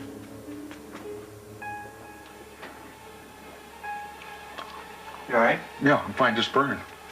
Is this unusual? Something like this happen? Yeah, man, really burns. Sally has supposedly burned before. A rose, a bib, but never a person. Something is burning my face, like right now. Peter James was visibly shaken by the painful encounter. Wow. Sally, you be nice. The team broke for the night, but returned the next morning to find an anxious former resident with an amazing story. I started watching the show, and I couldn't believe it. There was no doubt that it was my house, you know, and I'd spent years here. And they showed the bookcase, and my grandmother had all of her medical books here. This room, which is the nursery, was actually my two youngest brothers. And as I passed through the hall and going by here, a light caught my eye. So I turned and I looked in here. It was right here where the fire happened. And as you can see, there's no electrical outlet or anything. It seemed like it was only concentrated right here. In my memory of it has always been, you know, why did that fire start and how? And so, you know, going back and talking to all my brothers after seeing that first show, every single one of them had, well, what about that fire in Kevin Dillon's room? And, you know, I said, that's what I thought of too. And especially when they said that this is the room that they've had the concentration of Sally being in. And I thought, you know, if she was there when we were there, you know, I kind of had that feeling like, were we being watched all those years? Or As if to confirm her suspicion that the family had been watched, an eerie cold spot suddenly formed. oh my gosh, yeah, that's weird. Yeah, it's cold. Yeah, it's much colder than anywhere else. It is cold. What does it feel like to you? It's like a breeze blowing. It's very cool. But there's no, all the windows Yeah, the are shut. windows are shut. The heat is off. And I feel like I'm really hot, so this does feel really cold here. Well, say hello to Sally. God dang, that's so weird. Despite the family's attempt to exorcise the spirit, Peter James feels she is still here. How can we deny the fact that she's here? And this clearly says you better reconsider your thinking patterns about ghostly activity, because there are two entities here and will remain here, in spite of his attempted exorcism. In fact, as you will see later in this program, Sally's supposedly vindictive nature was once again painfully obvious as our investigation broadened in the days that followed. Peter James believes that Sally is still present in the house. And there was other evidence as well. When the former tenants, Jeff and Pam, returned to the house for a surprise visit, something sinister returned with them. And through a live computer hookup with hundreds of sightings viewers, many of you were able to be there at the very moment of contact.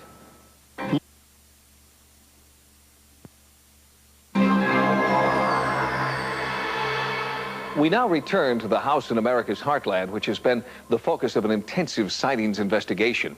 This time, many of you came with us through a live computer forum set up with America Online.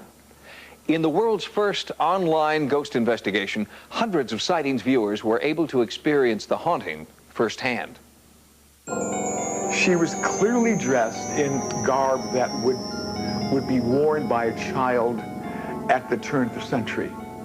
As Peter James concluded his psychic investigation, the team moved downstairs, where Sightings co-executive producer Stephen Krupnik was leading a computer forum between Sightings viewers and the investigative team.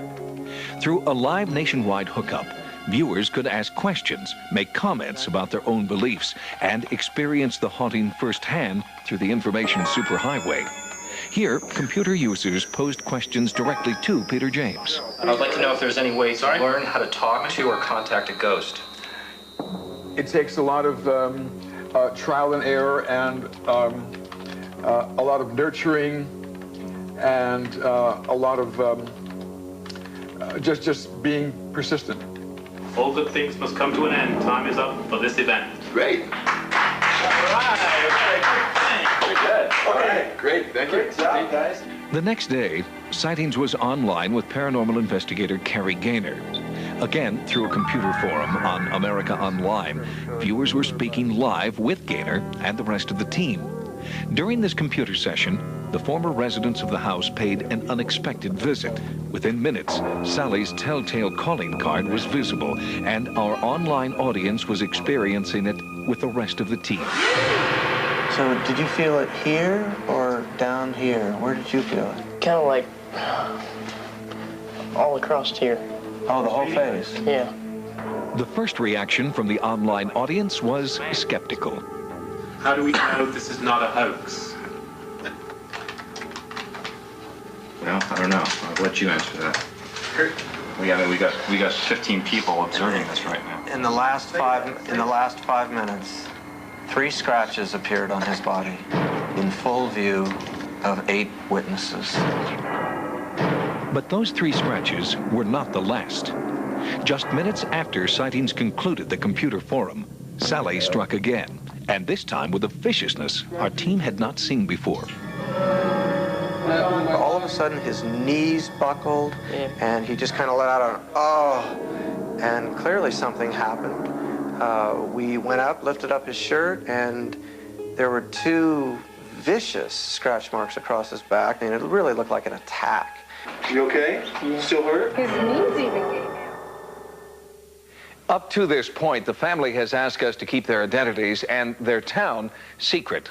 But in our next report from America's Heartland, Sightings will bring you both Carrie Gaynor's complete investigation and the true identity of the scratching victim we now call Jeff. This is what we know so far. A 2-story house built in 1872 sits on a tree-lined street in the Midwest. Inside, many people, including members of our sightings investigative team, have reported feeling anomalous cold spots, eerie contacts with amorphous entities, and inexplicable electrical energy. One man has been plagued by spontaneous bleeding welts that he attributes to a vindictive spirit. What we don't know is why. What is causing this haunting activity in America's heartland? I could feel it. How did that happen? You don't know. Sally? Go on in, walk in there. Walk in there. Oh my God, look. Look. It's forming right there. I have 2 scratches. Oh, there it is. Look at it. Would it be okay if I sit down first? Why don't you sit down? Sally? Sightings viewers have their own theories. The wounds are self-inflicted, an allergic reaction, or psychosomatically induced. The victim, his family, and many visitors here believe the strange phenomena are caused by a vindictive entity in the house, and that is why this family has moved out. But the empty house is still the focus of an ongoing sightings investigation. World-renowned paranormal investigator Carrie Gaynor believes this case deserves the same careful attention he brought to 2 previous cases, the entity and poltergeist cases. With the family gone, Gaynor has a unique opportunity to determine if the source of the ghostly activity is the site or the family. Maury Schrog is an environmental engineer with the Industrial Compliance and Safety Corporation. He was brought in to search for electromagnetic anomalies, temperature shifts, Between 25 and 30. abnormal radiation levels, or unusual levels of radon, carbon monoxide, or other gases. Nothing unusual was picked up, but there were still reports of ghostly activity by many visitors to the home, including the owner, a 20-year veteran of the local police department. My hand got real cold. I mean, it got real cold. I thought somebody was doing something. I looked back both ways, and I asked everybody in the room if they had felt that. And I said, it startled me. It kind of scared me. Did y'all feel that? And I didn't buy any of this. I really didn't. Until that happened. It happened. And we had felt the room temperature go out, which I figured was a draft in the room. But when it touched me, that was not a draft. Something's going on in that house. It's strange activity. What it is, I don't know. And so far, scientific equipment has failed to come up with the answer.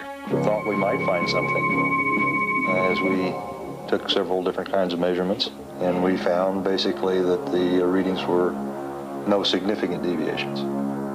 The lack of scientific evidence in the face of so many personal experiences convinced the family to seek help of another kind.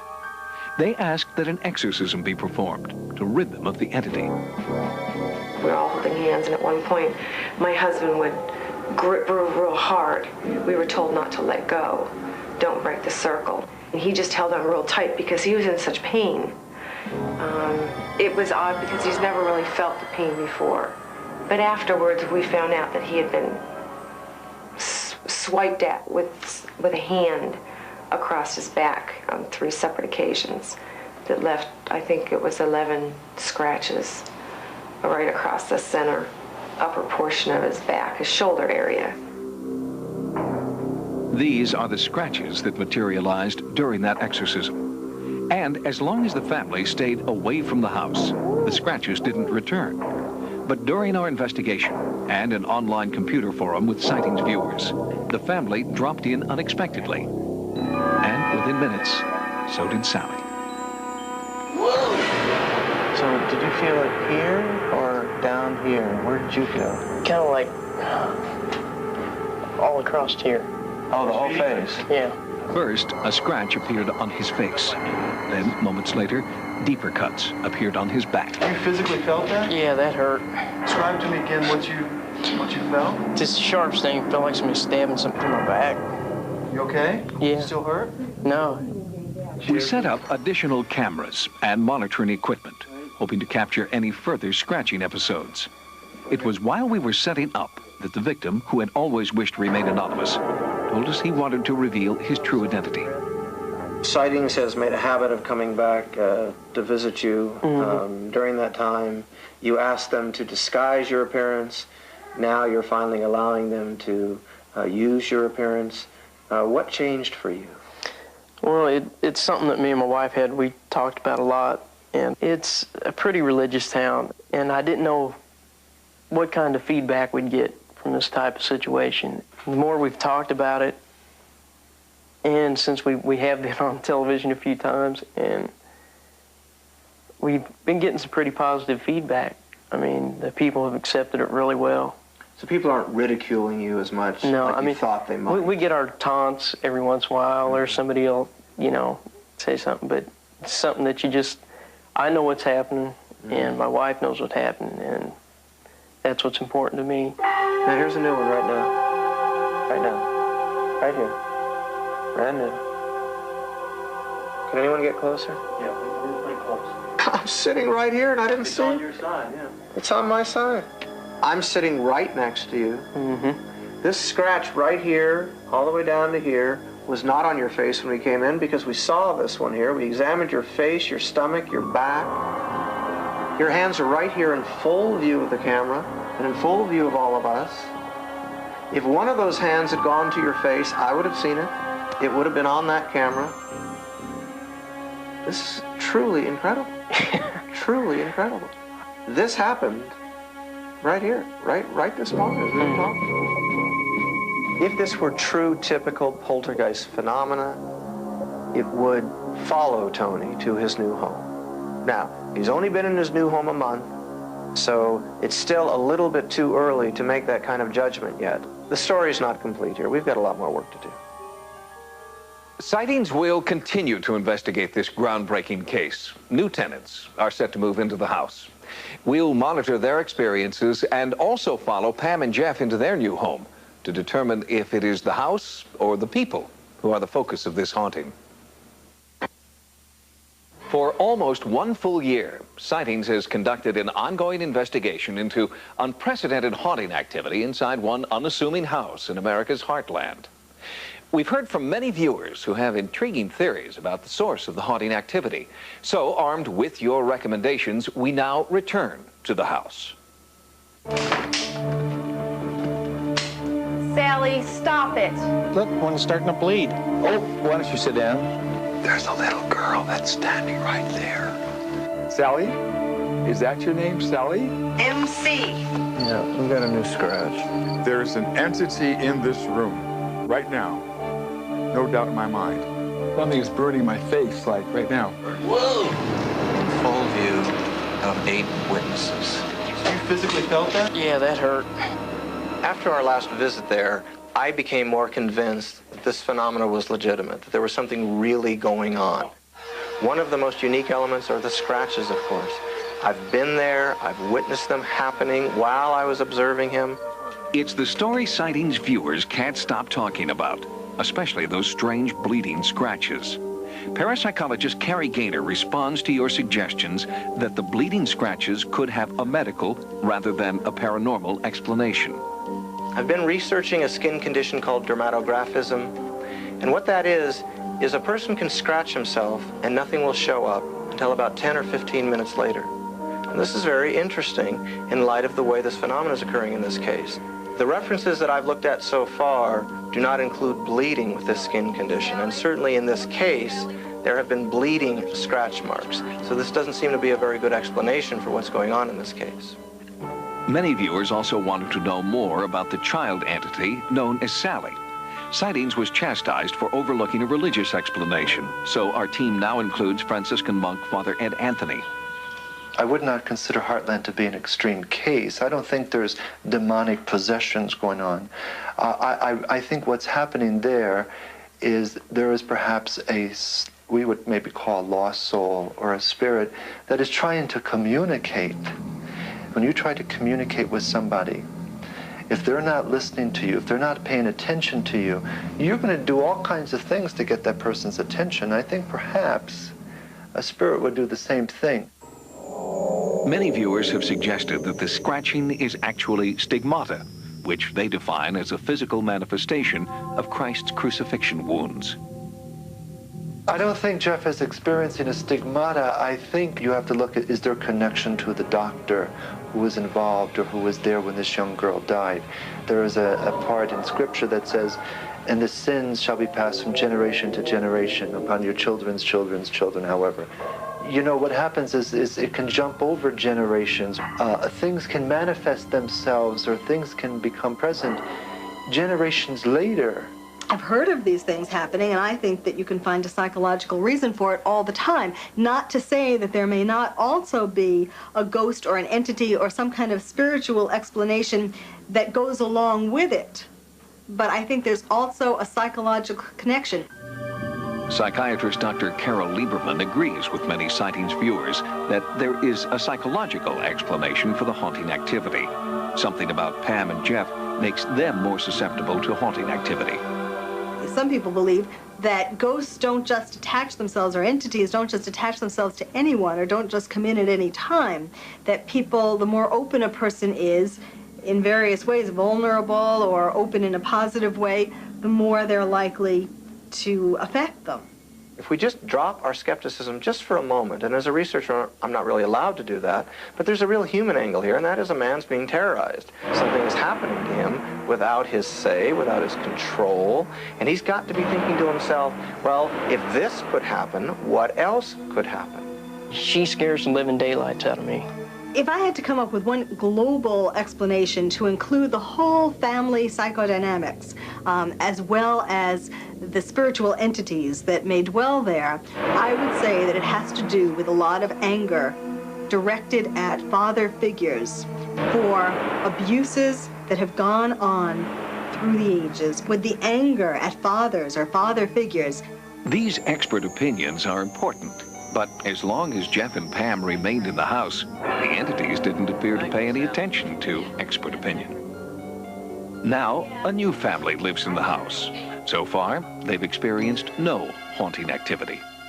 When I go around town, everyone asks, when I tell them where I'm living, they start talking about it, and they tell me I've heard so many stories, and I was surprised that there's so many people that believe this stuff. If the activity continues in the house with the new family, then what we have is a traditional haunt. And the people coming into the environment might bring that phenomena out. So it's even possible that somebody could live there and nothing would happen. If, on the other hand, it follows the family to their new home, then we have a haunt, really, that seems to be centered around an individual. Jeff. You're being asked to help Sally. The danger sometimes comes in, I think, with things like this, when we refuse to do that.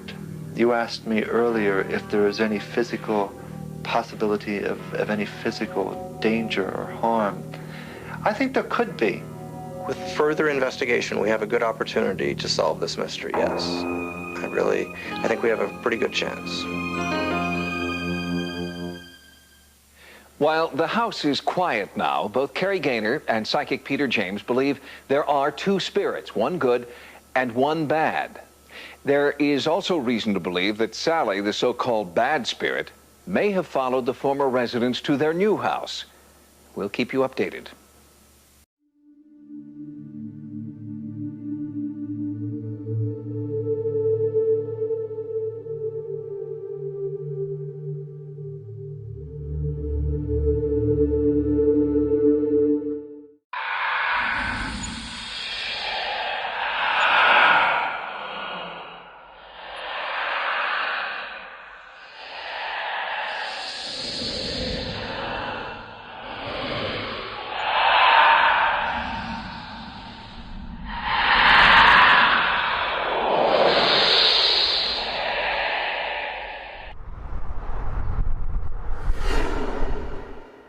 Puget Sound Hospital in Tacoma is rumored to be haunted, and inside these walls lurks a nurse named Mabel from the 1920s. And if you're lucky enough, you'll have a chance to meet her. I'm a believer now, I'll tell you that. I never was before.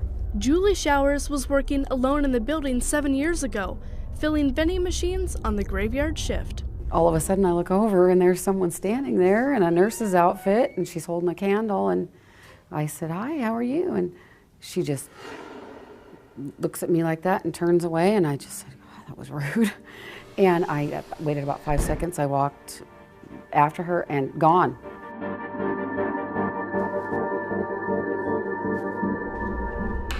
Down in the basement of the old 1950s hospital is the original morgue. Rumors about Mabel the ghost grabbed the attention of Ross Allison. He's been a paranormal investigator for 20 years.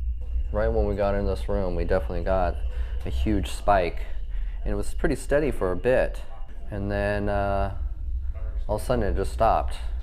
Many people have seen her wandering the hallways.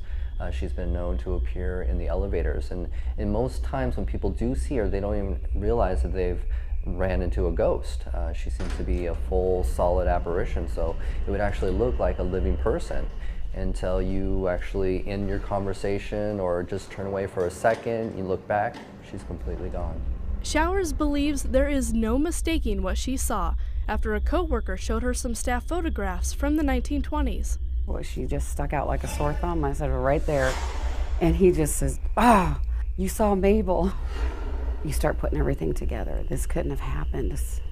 Sightings of Mabel have been reported at all times of the day and night, and throughout both buildings on the property.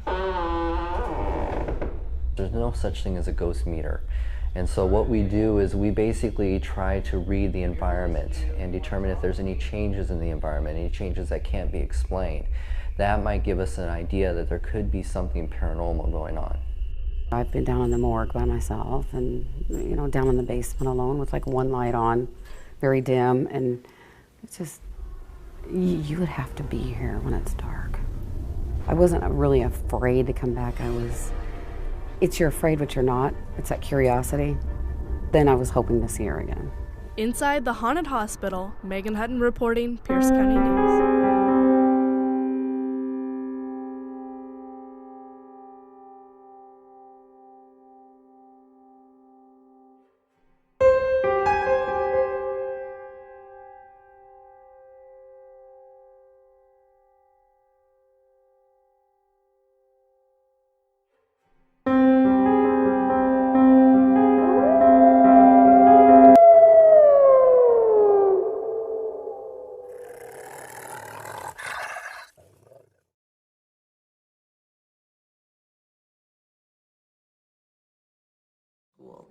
It was so kind of majestic looking to me. The buildings, were sturdy, but had this charm to them and this history about them. One of the stories that I heard was that at one point, the dorm houses had been used as an infirmary, many, many, many moons ago. But it kind of felt like that. The hallways were really long and narrow, and, on each side there was room, and they were very small. So really you could fit a single bed, a little desk, and, a window. And that was kind of creepy because, to think that you were sleeping in an infirmary room where there might have been soldiers who would most likely have perished.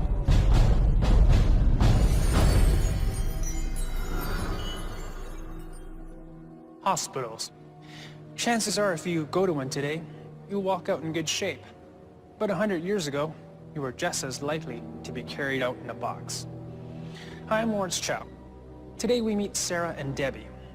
Debbie was in a hospital when she was paid a visit by a surprising guest. Sarah got ghostly confirmation that her dormitory used to be an infirmary. As a schoolgirl in Boston, Sarah heard plenty of rumors about ghosts. People said her dorm was haunted. However, it wasn't the spirits of long-dead students who kept her awake at night.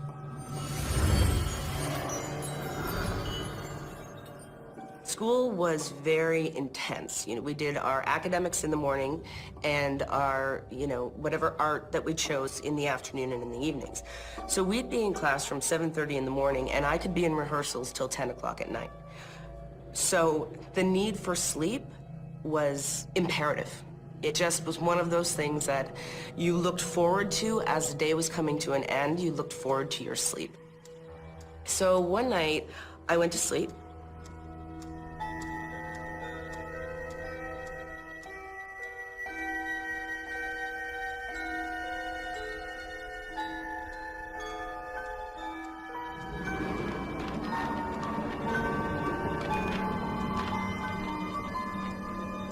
And for some reason, no reason I can give you, my eyes sort of went bing, open, and I turned and I looked at my clock and it said 3 a.m.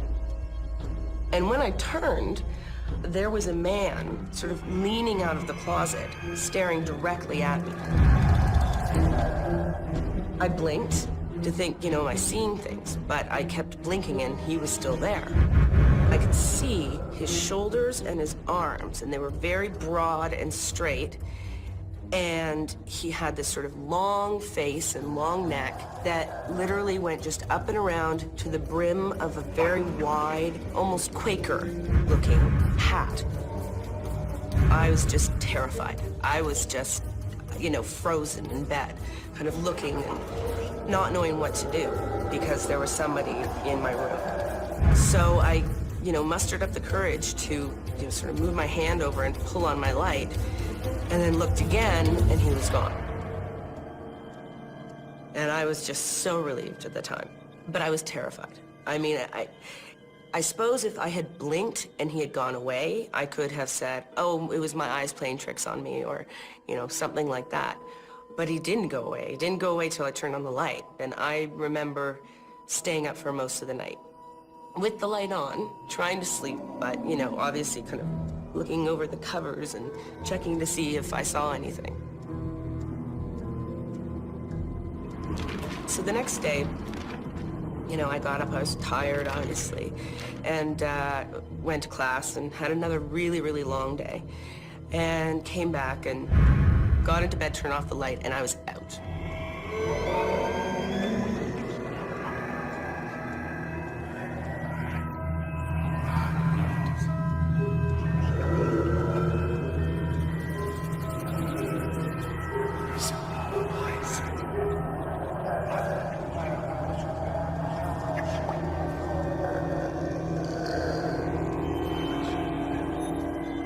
Again, for no particular reason, my eyes just opened at 3 o'clock in the morning. And this time, to my horror, the figure that I had seen peering out of the closet was now staring directly at me from the end of my bed. And when I looked over, I saw a second one standing just outside of the closet.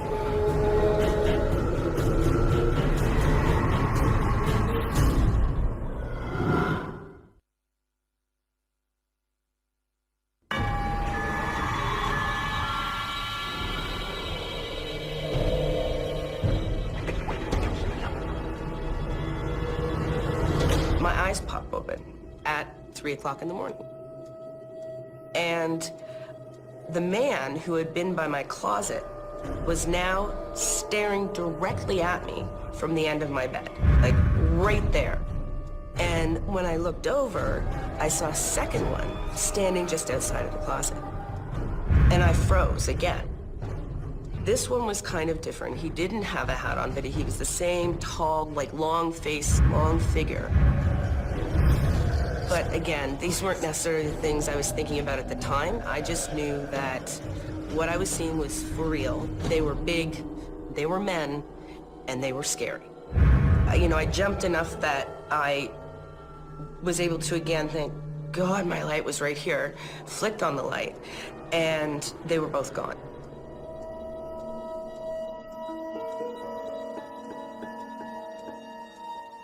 I do remember over those 2 nights losing a lot of sleep. The third night came along, and I was scared. I mean, I had seen what had happened the previous nights, and this was probably Even though there was some anticipation that I might see them, it was the most shocking night of all three. And again, at 3 o'clock in the morning, I woke up, and the man that had stood at the end of my bed was now directly beside me. When I looked up, he was looking right down at me. Literally, my arm was maybe 3 inches away from the figure. The guy who had come out of the closet was now at the end of my bed, and I glanced over and I could see a third one leaning out of the closet. He was just a little smaller of stature, and they were kind of looking over at me almost in a curious nature. I felt like I was being examined. I flicked on my light, and once again they were gone. And I remember sitting in my bed almost in tears. I was just so frustrated at that point that, you know, what, it was a whole party of people gonna come in? You know, when was this ever gonna end?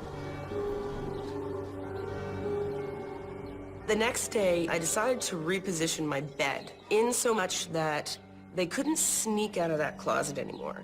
I put my bed right in front of the closet. So if they were gonna mess with me, you know, I was gonna see them coming. And I was ticked at this point. So I remember looking directly into the closet before I went to bed and saying, that's it. This cannot happen anymore. You cannot come back. You cannot interrupt my sleep. Just go and don't come back. And, you know, very defiantly, I, you know, laid back down on my bed and I turned off my lights, and much to my surprise, they never came back. I think they came in because they were running through something that they had done in their lifetime. So to me, it seemed more like a ritual, and there was some curiosity to it. And I only say that because each of them started by peeking out of the closet. You know, maybe I was the patient.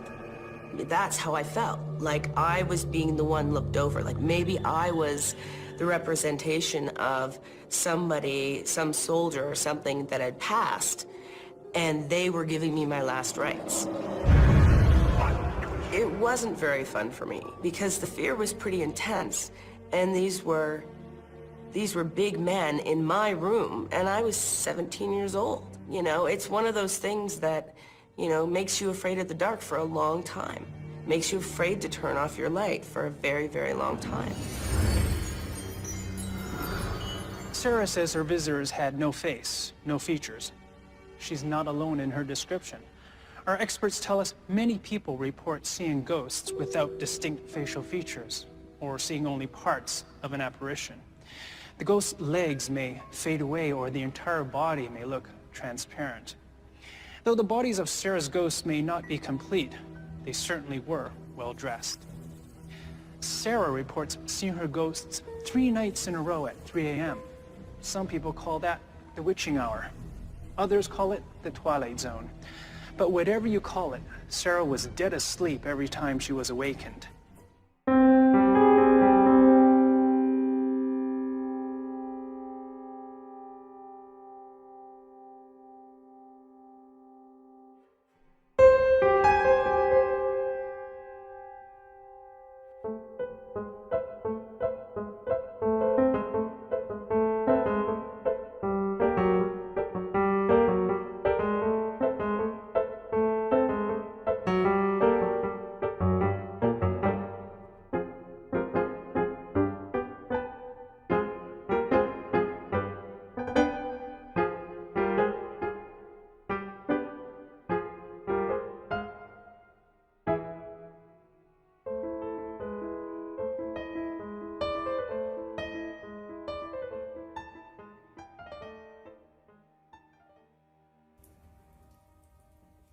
The Raven. Once upon a midnight dreary, while I pondered, weak and weary, over many a quaint and curious volume of forgotten lore, while I nodded, nearly napping, suddenly there came a tapping, as of someone gently rapping at my chamber door. 'Tis some visitor, I muttered, tapping at my chamber door. Only this, and nothing more. Distinctly I remember it was in the bleak December, and each separate dying ember wrought its ghost upon the floor. Eagerly I wished the morrow.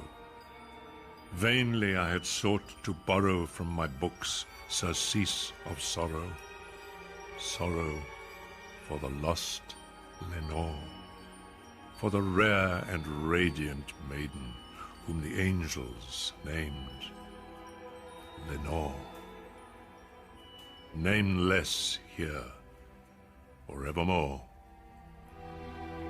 And the silken, sad, uncertain rustling of each purple curtain thrilled me, filled me with fantastic terrors never felt before, so that now, to still the beating of my heart, I stood repeating, "'Tis some visitor entreating entrance at my chamber door, some late visitor entreating entrance at my chamber door. This it is, and nothing more." Presently, my soul grew stronger. Hesitating then no longer, "Sir," said I, "or madam, truly your forgiveness I implore, but the fact is I was napping, and so gently you came rapping, and so faintly you came tapping at my chamber door, that I scarce was sure I heard you. Here I opened wide the door.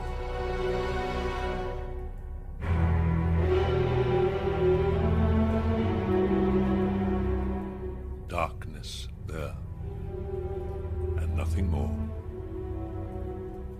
Deep into that darkness peering, long I stood there wondering, fearing, doubting, dreaming dreams no mortal ever dared to dream before.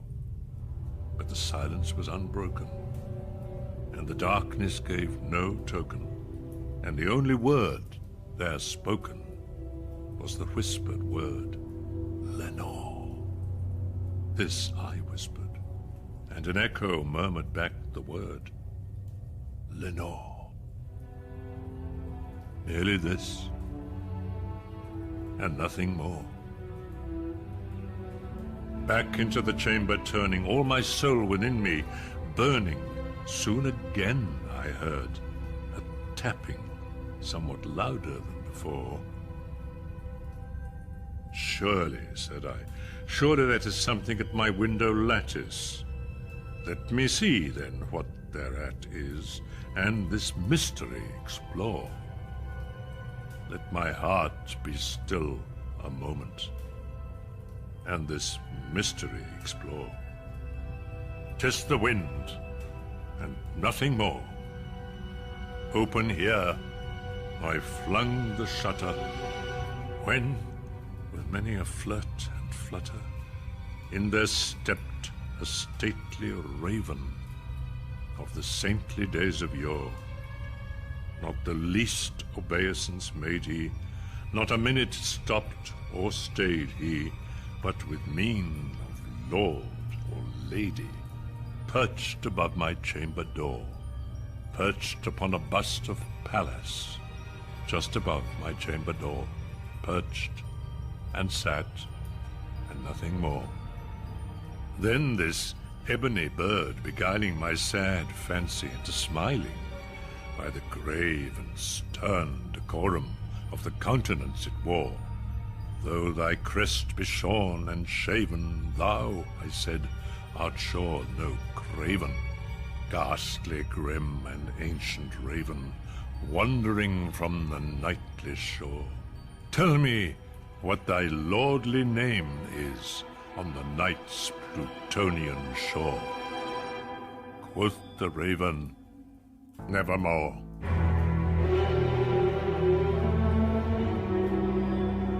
Much I marvelled this ungainly fowl to hear discourse so plainly, though its answer little meaning, little relevancy bore.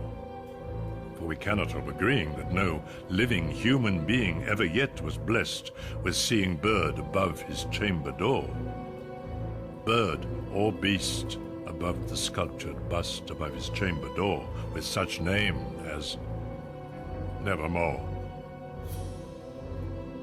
But the raven, sitting lonely on the placid bust, spoke only that one word, as if his soul in that one word he did outpour. Nothing further then he uttered, not a feather then he fluttered. Still I scarcely more than muttered. Other friends have flown before. On the morrow will he leave me, as my hopes have flown before? Then the bird said, nevermore.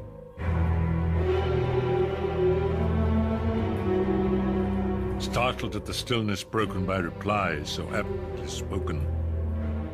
Doubtless, said I, what it utters is its only stock and store, caught from some unhappy master, whom unmerciful disaster followed fast, and followed faster, until his songs one burden bore, till the dirges of his hope that melancholy burden bore of never, nevermore.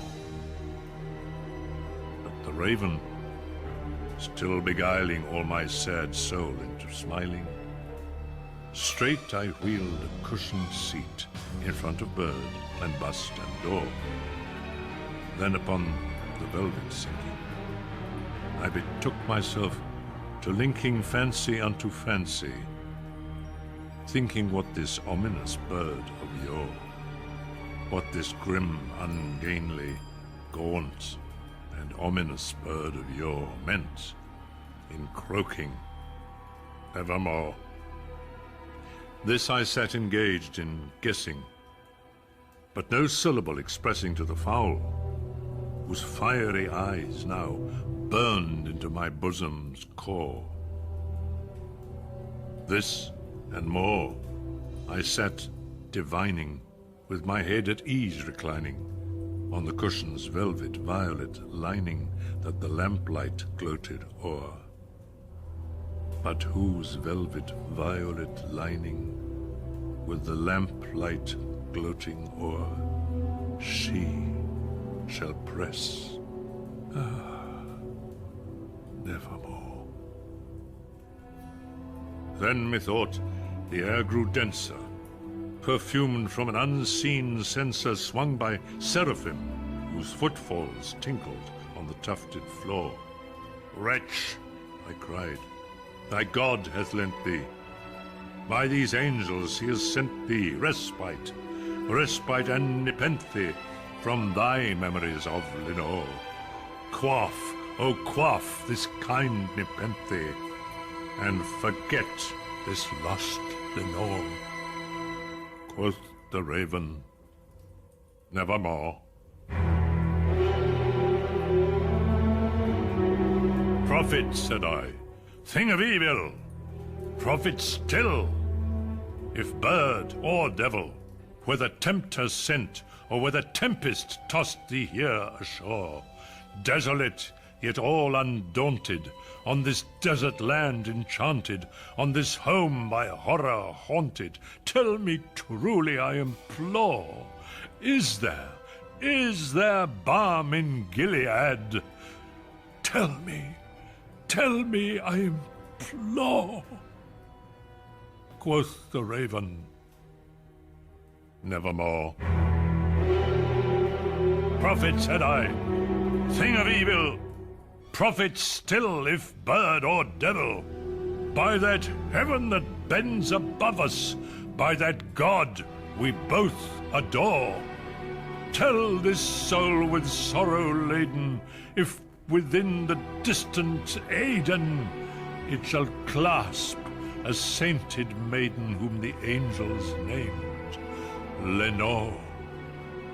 Clasp a rare and radiant maiden whom the angels named Lenore. Quoth the raven, nevermore.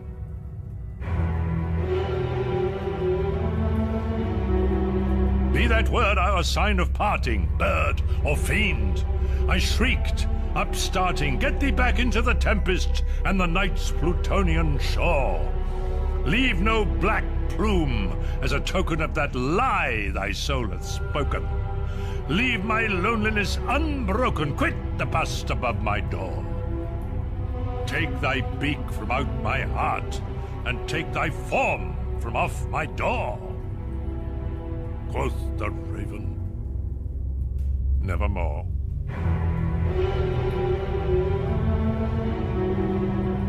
And the raven, never flitting, still is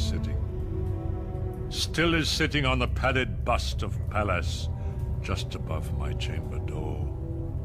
And his eyes have all the seeming of a demon's that is dreaming, and the lamplight o'er him streaming throws his shadow on the floor. And my soul, from out that shadow that lies floating on the floor, shall be lifted evermore.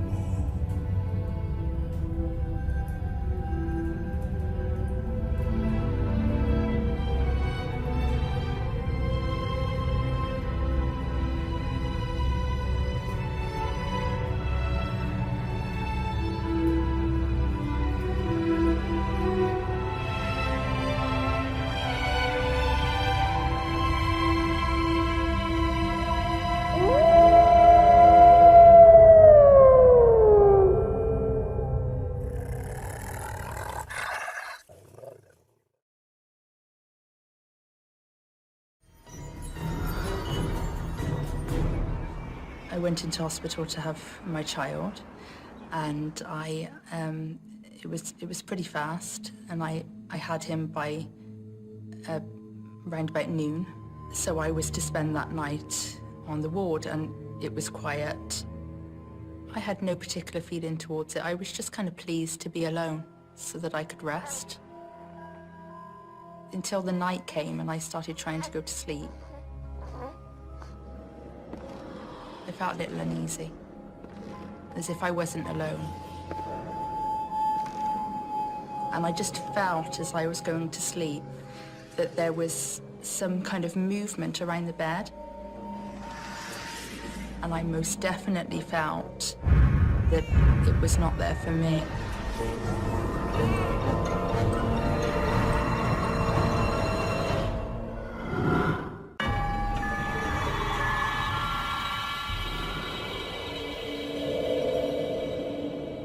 Well, I never liked staying on my own at night in hospitals of any kind. But that one was particularly creepy, but it was very old. It was an old memorial hospital. The architecture was just very old. It used to, be used for the troops. Right next to the hospital are old railway tracks that are no longer used. Any hospital gets a little creepy when you're there on your own at night, Debbie had been a nurse in many English hospitals. She had a feel for their ins and outs, and this one felt creepy. But she still thought she'd get a good night's sleep. After all, she had a quick and normal delivery. However, she was about to experience a long and extraordinary night.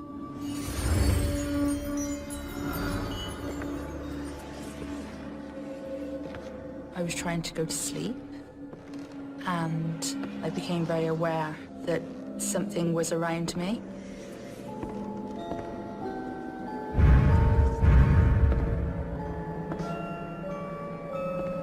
There was the cot where Jacob, my youngest child, was sleeping, and I just felt like there was this movement around me, this kind of curiosity. And so I just couldn't seem to settle. I didn't hear anything at that point. It was just a feeling, and I most definitely felt that it was not there for me. I most definitely felt that there was interest in the baby.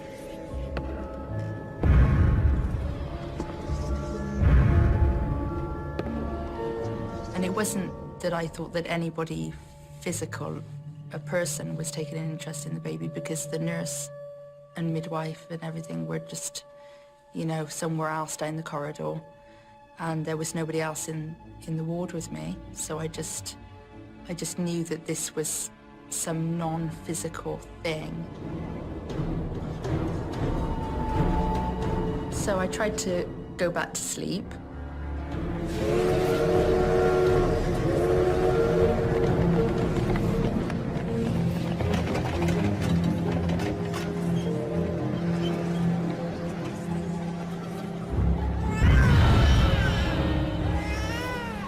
And then I had these voices. I don't know what they were saying, if they were saying anything. It just sounded like voices to me, but they were incoherent.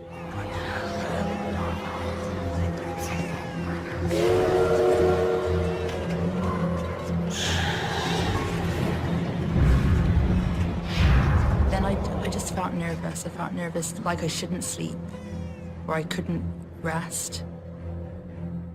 And so I resigned to myself that I was not going to go to sleep. So I went to check the baby's nappy, Jacob's nappy, and I changed his nappy.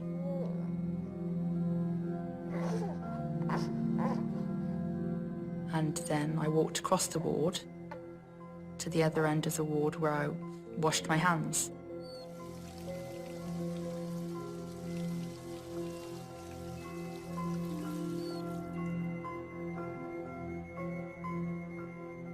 And as I walked a couple of steps away from the wash basin, the faucet turned itself on full force. And so I was a little freaked out, went back, turned it off.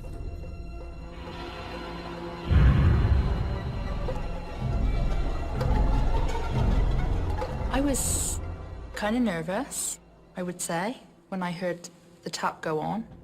But I was kind of, I had that feeling of, I'm not imagining it, you know? And then I tried to go to sleep, and I didn't have much success.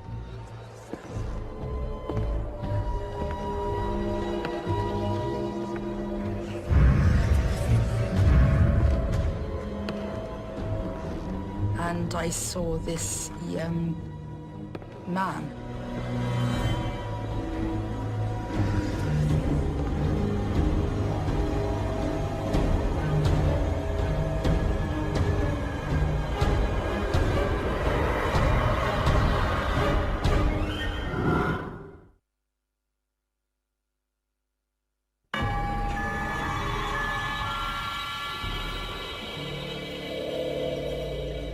I opened my eyes, having not been able to settle, and I looked towards the cot.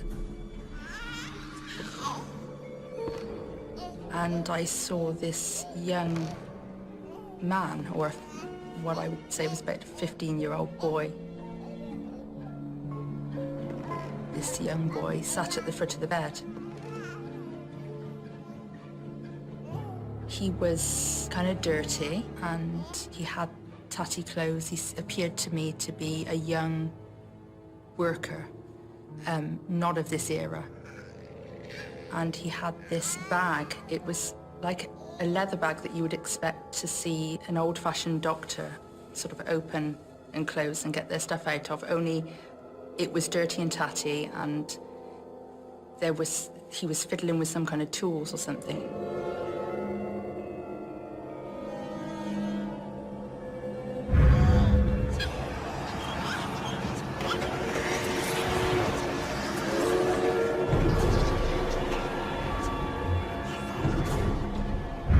I felt like there was interest in the baby, and I don't know whether there was more than him there.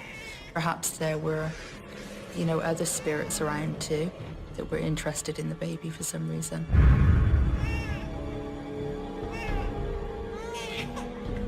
He was, just there for a few seconds and then just vanished. He didn't fade away or anything, he was just gone.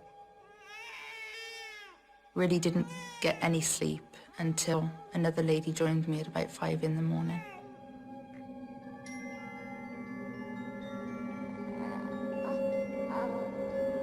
It is an old hospital, and if you looked out of the window on the ward, right next to the hospital are old, unused railway tracks.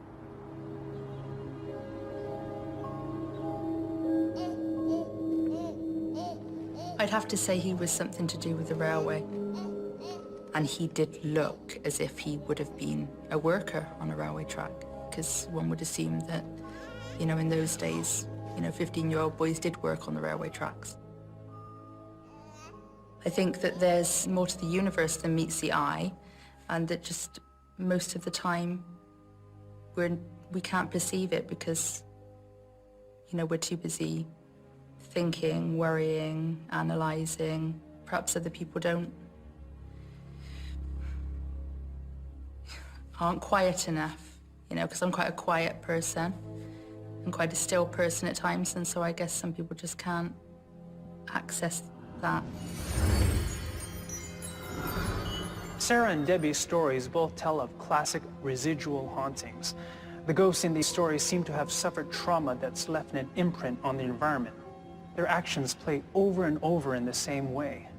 Residual hauntings are believed to feature footsteps, voices, and visual images, but not much interaction between the living and the dead. Debbie's ghost may have been a visitor interested in a baby born long ago, while Sarah's ghost could have been doctors checking on their long-ago patient. Sarah and Debbie both feel that the ghosts were attracted to them personally. But in residual haunting, it's believed those ghosts would act the same way no matter who was in the bed, for they are doomed to repeat their actions forever.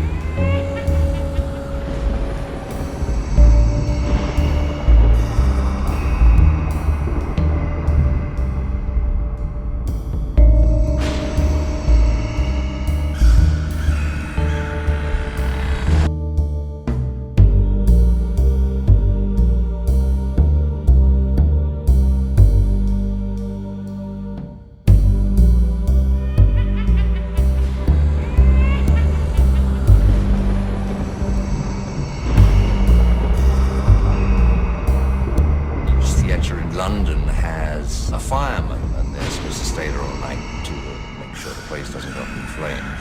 It's probably a holdover from the 18th century. Whenever the guy was sick, one of us would have to stand in, and you'd have to go on patrol and stuff like that. You get some extra money by staying there all night.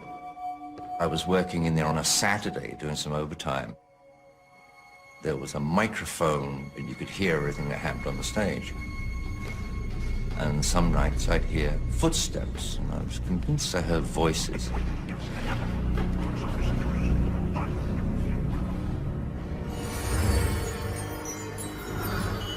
Everybody has a past, and so does every building. Its energy can be traumatic, or it can be happy. And every building, just like every person, has baggage. And that history spawns some of the most chilling tales ever. I'm Lawrence Chow. Today we'll meet Ian and Rick, two men who believe they saw firsthand that historic buildings don't just carry baggage, they can carry ghosts. The 1960s. The Cambridge Theatre in London's famous West End was still the new kid on a block of century-old playhouses, 40 years old, but with enough history already to have its own ghostly legends. And for young Ian McLean, working around all that history proved to be a terrifying job. When I was younger, I used to see stuff, but I used to immediately dismiss it. But things that you just can't ignore anymore or brush off seemed to come to a head at the Cambridge. I was working in there on a Saturday doing some overtime. Because the Cambridge had the lighting console backstage, you had to be very quiet up there because the stage is right there. And I used to sit up there sometimes on some shows when I worked alone up there, and I feel someone pull my clothing. We're actually getting like a yank. It wasn't just a touch, it was a distinct yank on your clothing when I was up there by myself. You know, this is an open area with a ladder that went up to it, so nobody can sneak up and do it. You're up there by yourself. And other times I'd hear people saying, Ian, Ian. very quiet, very insistent most of the time, as if they had some huge message to impart to me.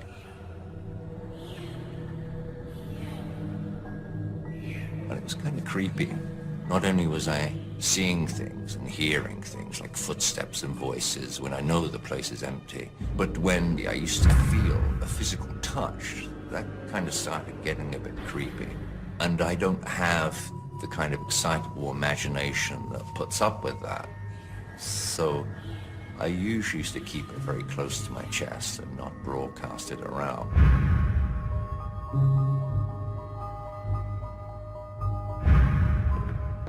One night when I was walking around on my patrol, there was a back staircase that went from the stage up past the royal box up to the upper circle. I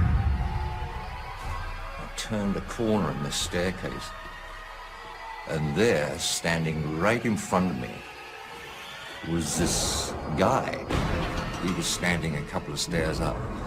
So he was taller than I was. He had substance, but he was like vapor at the same time, but it was like a solid vapor. He had a glow to him. It was the embodiment of all the little tiny suspicions I'd been writing off all this time.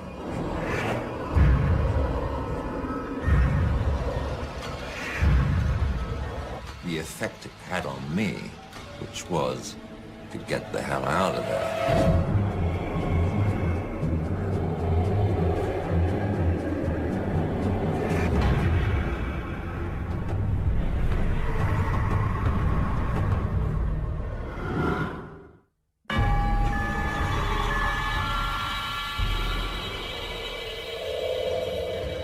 Everything that had happened, I could lay away somewhere. I could say, well, I'm hearing echoes from somewhere else, if it's footsteps, or I'm hearing voices from the street that were being picked up by the stage microphone. But that night when I saw that thing, I couldn't make excuses anymore. Being confronted by that fella on the stairs was unavoidable. I'm trying to think of an analogy. It's like when you're on a boat at sea and you're watching a storm coming and you can get everything ready, but you can keep avoiding. It's only when the thing whacks you that you know you're in a storm. That's when you're in a storm, when it hits you. And that's the same as when I came down around those stairs. There was this thing and there was no avoiding it. There was no avoiding the reality that there was something going on in that theater or around me.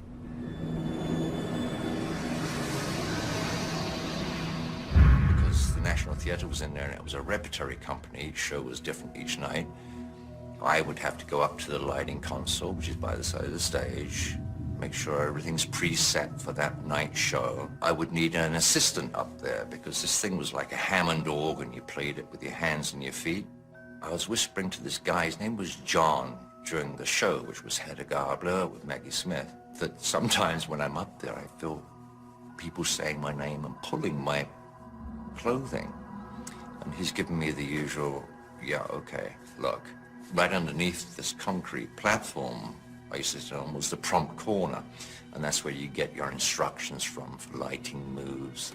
And the last scene in Hedda Gabler was when Maggie Smith takes a gun from a drawer at the rear stage, then walks down to the front of the stage and shoots herself. There's no audio cue from the prompt corner. The cue is the gunshot. And that's my cue to flip this little tab, cause a dead blackout in the theater. When she makes this move, I think the last line she says is, "The only cock on the dung heap." And then she walks down to the front of the stage, and it takes a few seconds. The place is literally dead silent. You can hear a pin drop in that theater. I can see her out the corner of my eye too, because the stage is to my right. Waiting, waiting. She lifts the gun up. And then from behind this lighting console comes this sound. The sound came from directly behind this lighting console. And there's nothing there. There's a wall that goes straight up. It was like the guy or whatever it was lying back there. I just didn't know what it was. I literally didn't have a clue what it could be.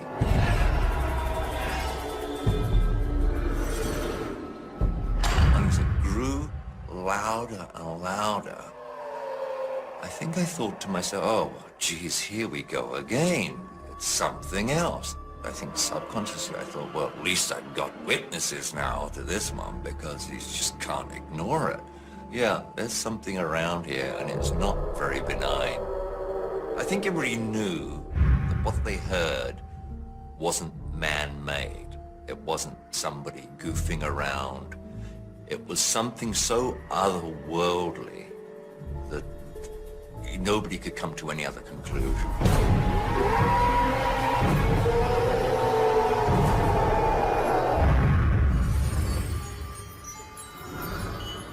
Most of Ian's experiences fall into the category of poltergeist activity. Reports of similar events date all the way back to 530 AD. Experts don't always agree about what causes them, but they do agree that poltergeist activity is violently dramatic. If there are such noisy spirits, they'd be right at home in a theater.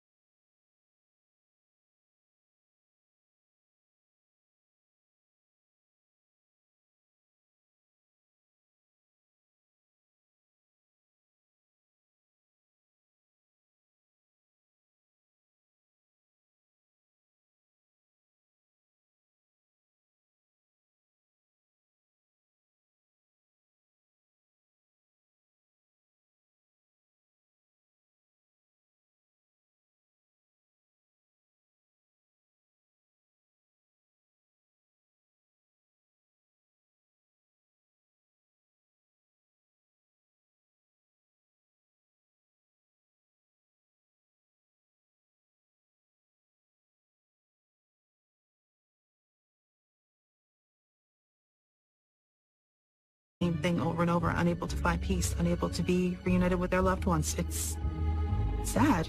So I think I have a deeper understanding now of, spirit world and what comes after. When I come into the kitchen, there's my father sitting at the kitchen table where he always sat. It didn't frighten me. He never frightened me as my father. And I knew he was dead. And I said, "What are you doing, Dad?" And he looked at me. He said, "I'm waiting for your mother."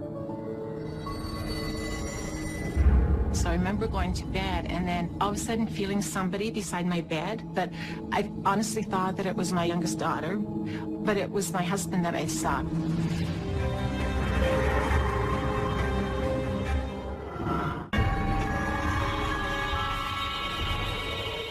My mom and dad and I were very close. We did a lot of family things, like we used to, well, when we were kids, used to go for Sunday drives. I don't know if people do that anymore. And picnics, Lake Ontario Park. And then we had big Christmases at my grandmother, my mother's mother, 35 people, so all sat down to Christmas dinner. Everybody brought something. But we were very, very close family. So I do miss them. I mean, they were strict parents, but still, they were good parents. Love, one of life's great joys. But does a relationship end when a loved one dies? Or could the bond of love continue into the afterlife? Hello, I'm Lawrence Chow. Today in Ghostly Encounters, we meet Jen and Maria. Both tell us about being surrounded by a loving family in life and in death. One night, over family dinner in Kingston, Ontario, Jen Potvin and her family make an unusual pact. A pact that will eventually give Jen a glimpse into the afterlife.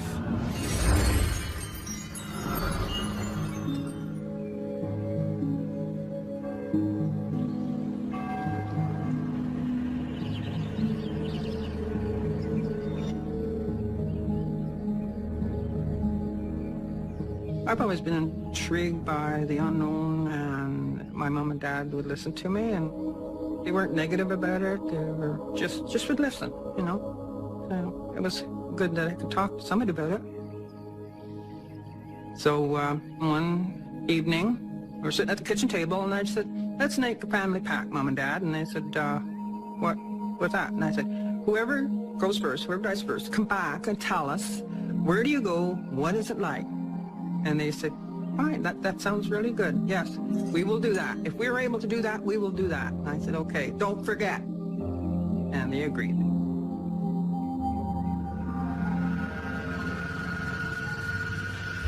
My dad died May 23rd, 1997. You know, he one heart attack. He never had heart problems in his life. After my dad died, he was a very noisy spirit. Day one, he was banging around in the kitchen.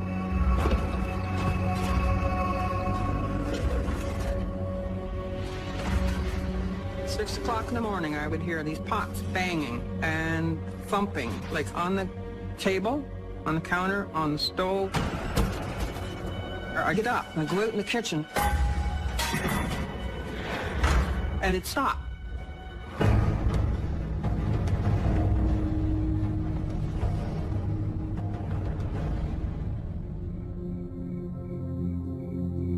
It had to be Dad, yeah, because there was never any noise in this house till he got up at 6 o'clock in the morning, but after he died, there was that racket in that kitchen. And then during the day, I wouldn't hear anything more, but it was mainly in the morning I heard all this racket. Never heard his voice. I never saw him out there.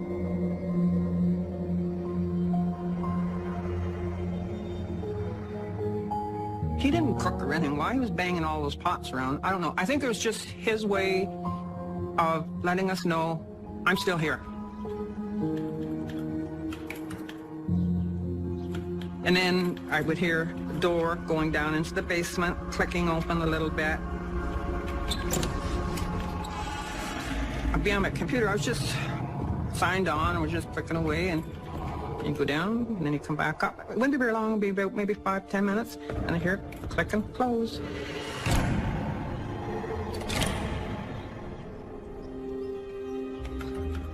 Now, occasionally I have seen my dad. I'll be on my computer, and I happen to just look up, corner of my eye, and see him walking.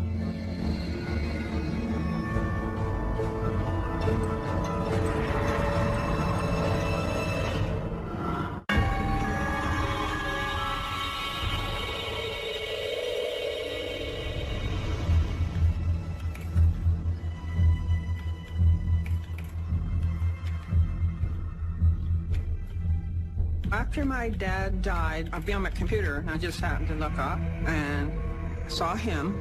He was just in his casual dark pants and a shirt, and just walking towards the chair. You know, he always walked kind of slumped over. Didn't say anything. He didn't look at me. I just said, oh, there's Dad. And he was walking towards the chair he always sat in to watch TV. But then he would just disappear. He never really got to sit down. It didn't frighten me. He never frightened me. It's my father. I didn't, you know, like maybe it was somebody I didn't know. It would be scary, but it didn't. You know, it was my dad. And I knew he was dead. So I thought, oh, he's still here.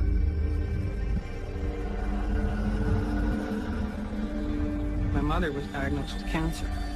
And her life deteriorated to a point where she just mainly stayed in bed and slept, you know, her life away. And then maybe 3 or 4 days before she passed away, I was getting ready for bed. I came out in the kitchen. There's my father sitting at the kitchen table where he always sat, just sitting there, looking normally like my dad always looked. Then I said, what are you doing, Dad? And he looked at me, and he said, I'm waiting for your mother. And then, standing right beside my dad, was my mother, in her nightgown, wringing her hands and looking very worried. And she wasn't dead, but she was standing there. And then her sister, Marguerite, who had passed away a number of years ago. And Marguerite was in her dress that she was buried in. She still looked the same. She hadn't aged anything. She hadn't changed at all. And I said, okay, well, everybody wants to know what happens when you die. And my dad didn't say it. My mother didn't say it. because we had that pack and they were supposed to tell. And my aunt said, somebody will meet you and stay with you forever.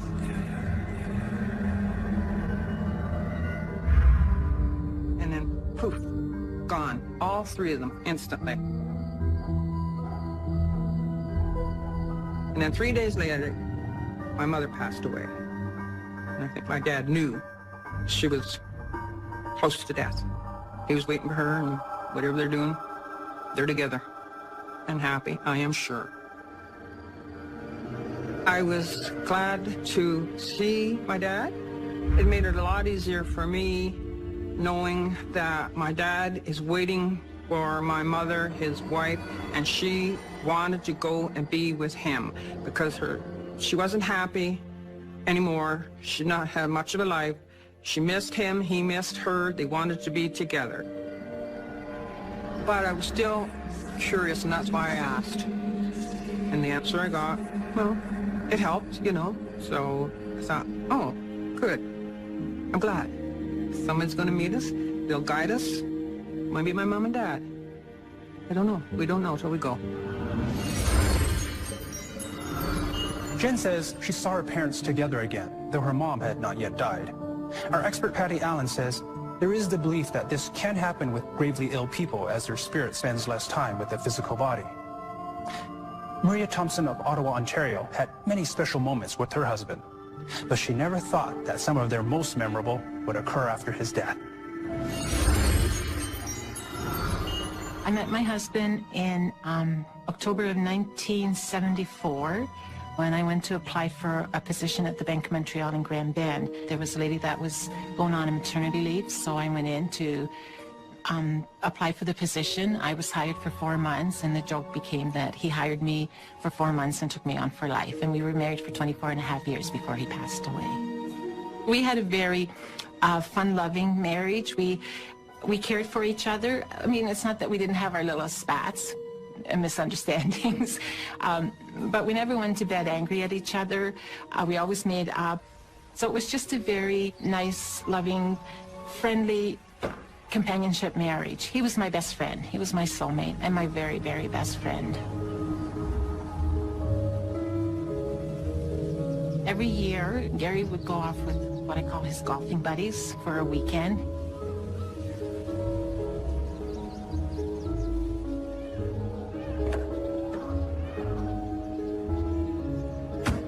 So I remember he got in the car, and I looked in the back seat.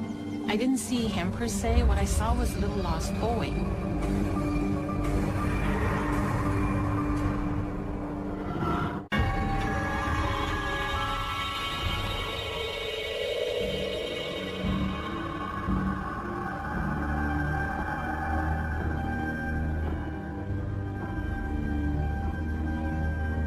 Every year, Gary would go off with what I call his golfing buddies for a weekend.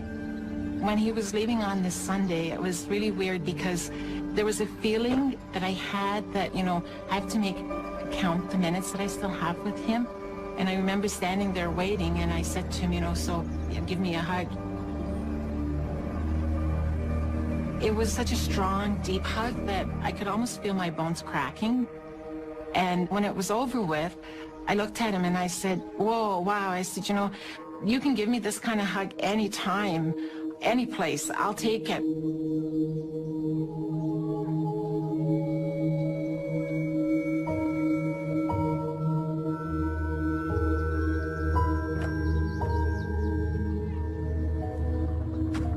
So I remember he got in the car and I looked in the back seat.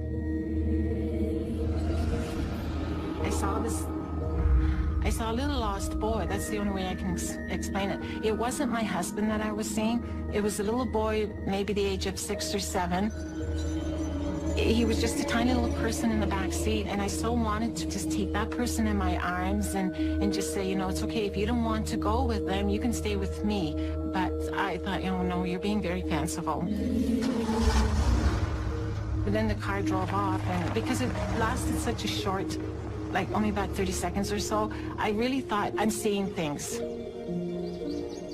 So they went off, and I spent the weekend cleaning the house, painting the bedroom, and just getting everything in order. I just felt like I had to have everything ready for his return.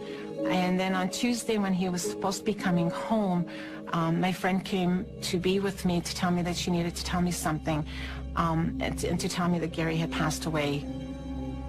Well, everything just stopped. That was, that was the end. So the hospital called me 15 minutes later to tell me that he had had an aneurysm go through his heart.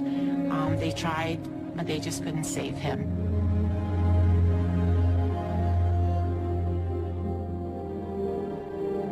The funeral was Saturday. It was really a hard day because I don't like funerals. I've never liked funerals. I've been to a few before then, but I just found them very hard. But I remember sitting beside my youngest daughter, Amelia, and listening to them do the scriptures. And when they were reading the Corinthians 13, love is kind, love is patient, love is not selfish, and that, when they got to the part that said, and love never dies, there was a spirit that I felt behind me, like an aura. It was blue. It was in the same shape as the physical body of my husband. And he stood behind me, and at that moment there was this urgency that came upon me that I had to get up. I needed to say something. You have to understand that up to this minute, I am just crying. I mean, I'm almost shaking with the way I'm crying. But as soon as I felt that aura, the crying stopped. I don't remember everything that I said, but I do remember saying that Gary would like me to thank, everybody that's there. For their kindness, for supporting his family. So on his behalf, I would like to thank everybody for coming and being there for us. I remember saying that, Gary touched the lives of a lot of people, and I would always remember him for being the kind of person that he was, the kind, considerate, always thinking about, other people, thinking of his family before he thought about himself. But when the funeral was over with, as soon as I had said what I had to say, the aura of the spiritual being was gone. While I was up there, I knew that I had the strength to say what I had to say. And so there was like a calmness about me, because people afterwards told me that my voice never broke. And it was, like I say, it was like an urgency touch. It was like he came to me out of the urgency to make sure that everybody there knew that he appreciated all the support and sympathy that they had given him, the family. But that was the first time, and I think it was his way also to tell me that, what, I'm still here. My body's there, but I'm still here. I remember a week or so after he passed away, I had gone to bed, and I was going to bed sort of early-ish because I found if I slept, the pain wouldn't be there. So I remember going to bed, and then all of a sudden feeling somebody beside my bed. All of a sudden I felt, how sometimes when you're sleeping, somebody comes into the room and you can feel them without even opening your eyes, you can feel them. That's what I felt. I felt like there was somebody beside my bed, but I honestly thought that it was my youngest daughter. So I was all prepared when I opened my eyes to say to her, yes, sunshine, just come beside me. But it wasn't my daughter, it was my husband. And he stood there and he bent over and he took me in his arms and he gave me a kiss. And people have often said to me that, you were probably dreaming this, but this was a very deep, hard kiss on my lips that I could really feel it. It was a kiss that he would have given me, the type that he would give me when he was alive.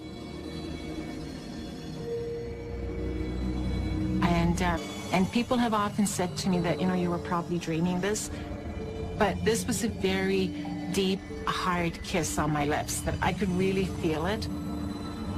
It was a kiss that he would have given me, the type that he would give me when he was alive.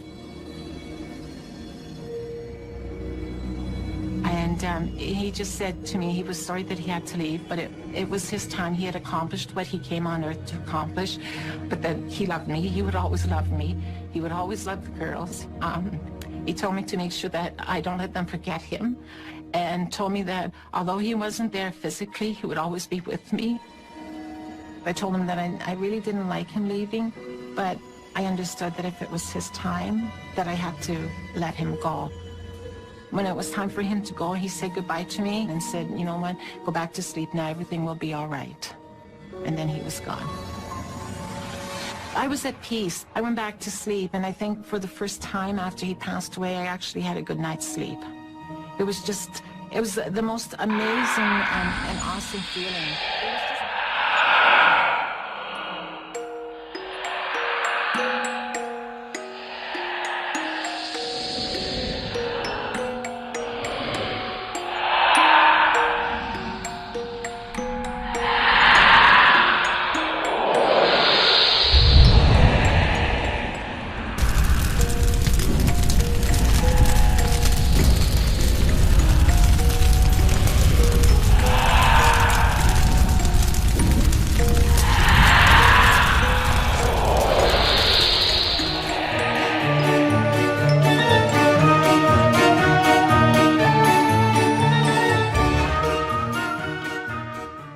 It happened on Long Island, New York, to a very famous man.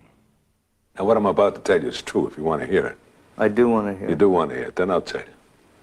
I was never superstitious. I'll give you a ride. But then something happened in my life which scared the hell out of me. And for something like that to happen to me is something that I can't understand to this day. God knows how many years ago. Let me think now. 58, 59. It's a lot of years ago. Now, I just left off a date. Beautiful young girl since left us. And it's about 2 o'clock in the morning, and I'm going home to Long Island after dropping her off. And as would happen, I ran out of gas. And I go into this White Castle restaurant. I says, is there a gas station open? He says, yeah. He says, you walk through the woods there. He says, get on the Grand Central Parkway, take it to the Cross Island Parkway. He says, and the gas station there open all night. Okay. So I am, start walking through the woods, a wooded area, not the woods, going up, and as I'm doing that, I hear a voice say, I'll give you a ride. I turn around, and there's this guy in the Cadillac. And I didn't hear the Cadillac. You hear the voice, and what do you see?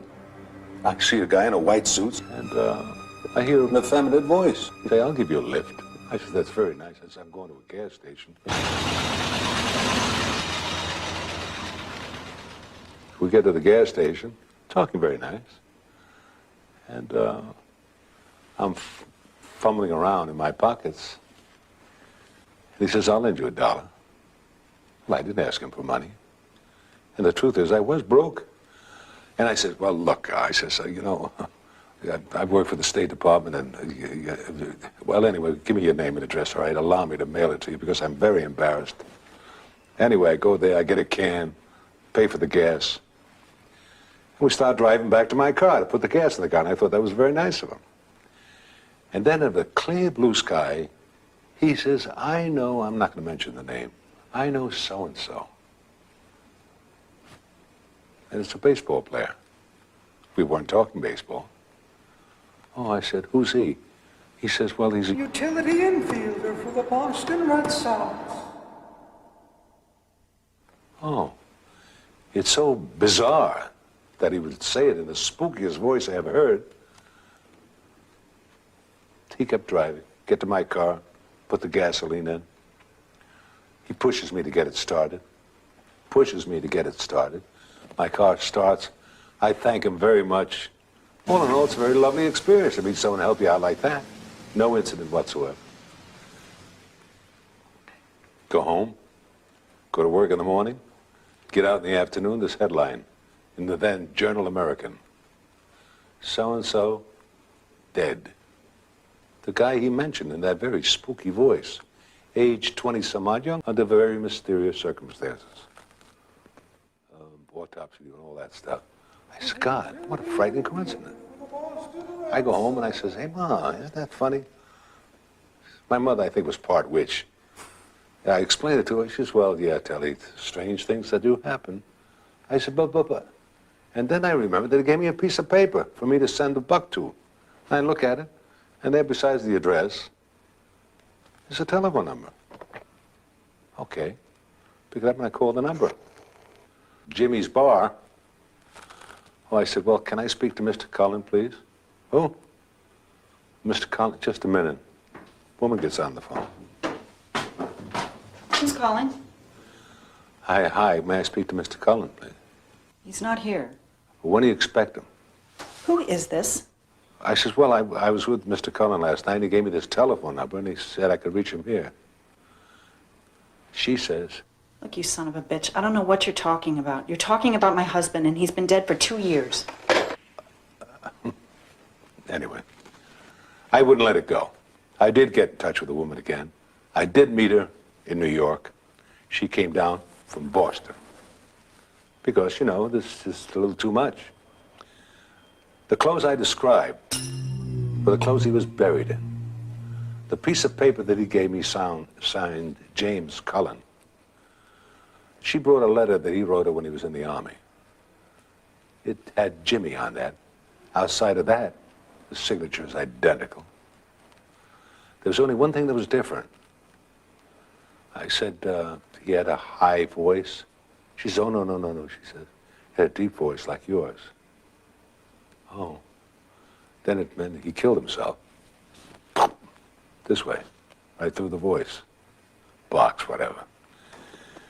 Anyway, this story happened to a guy like me, and as I say, it's been haunting me now close to 40 years.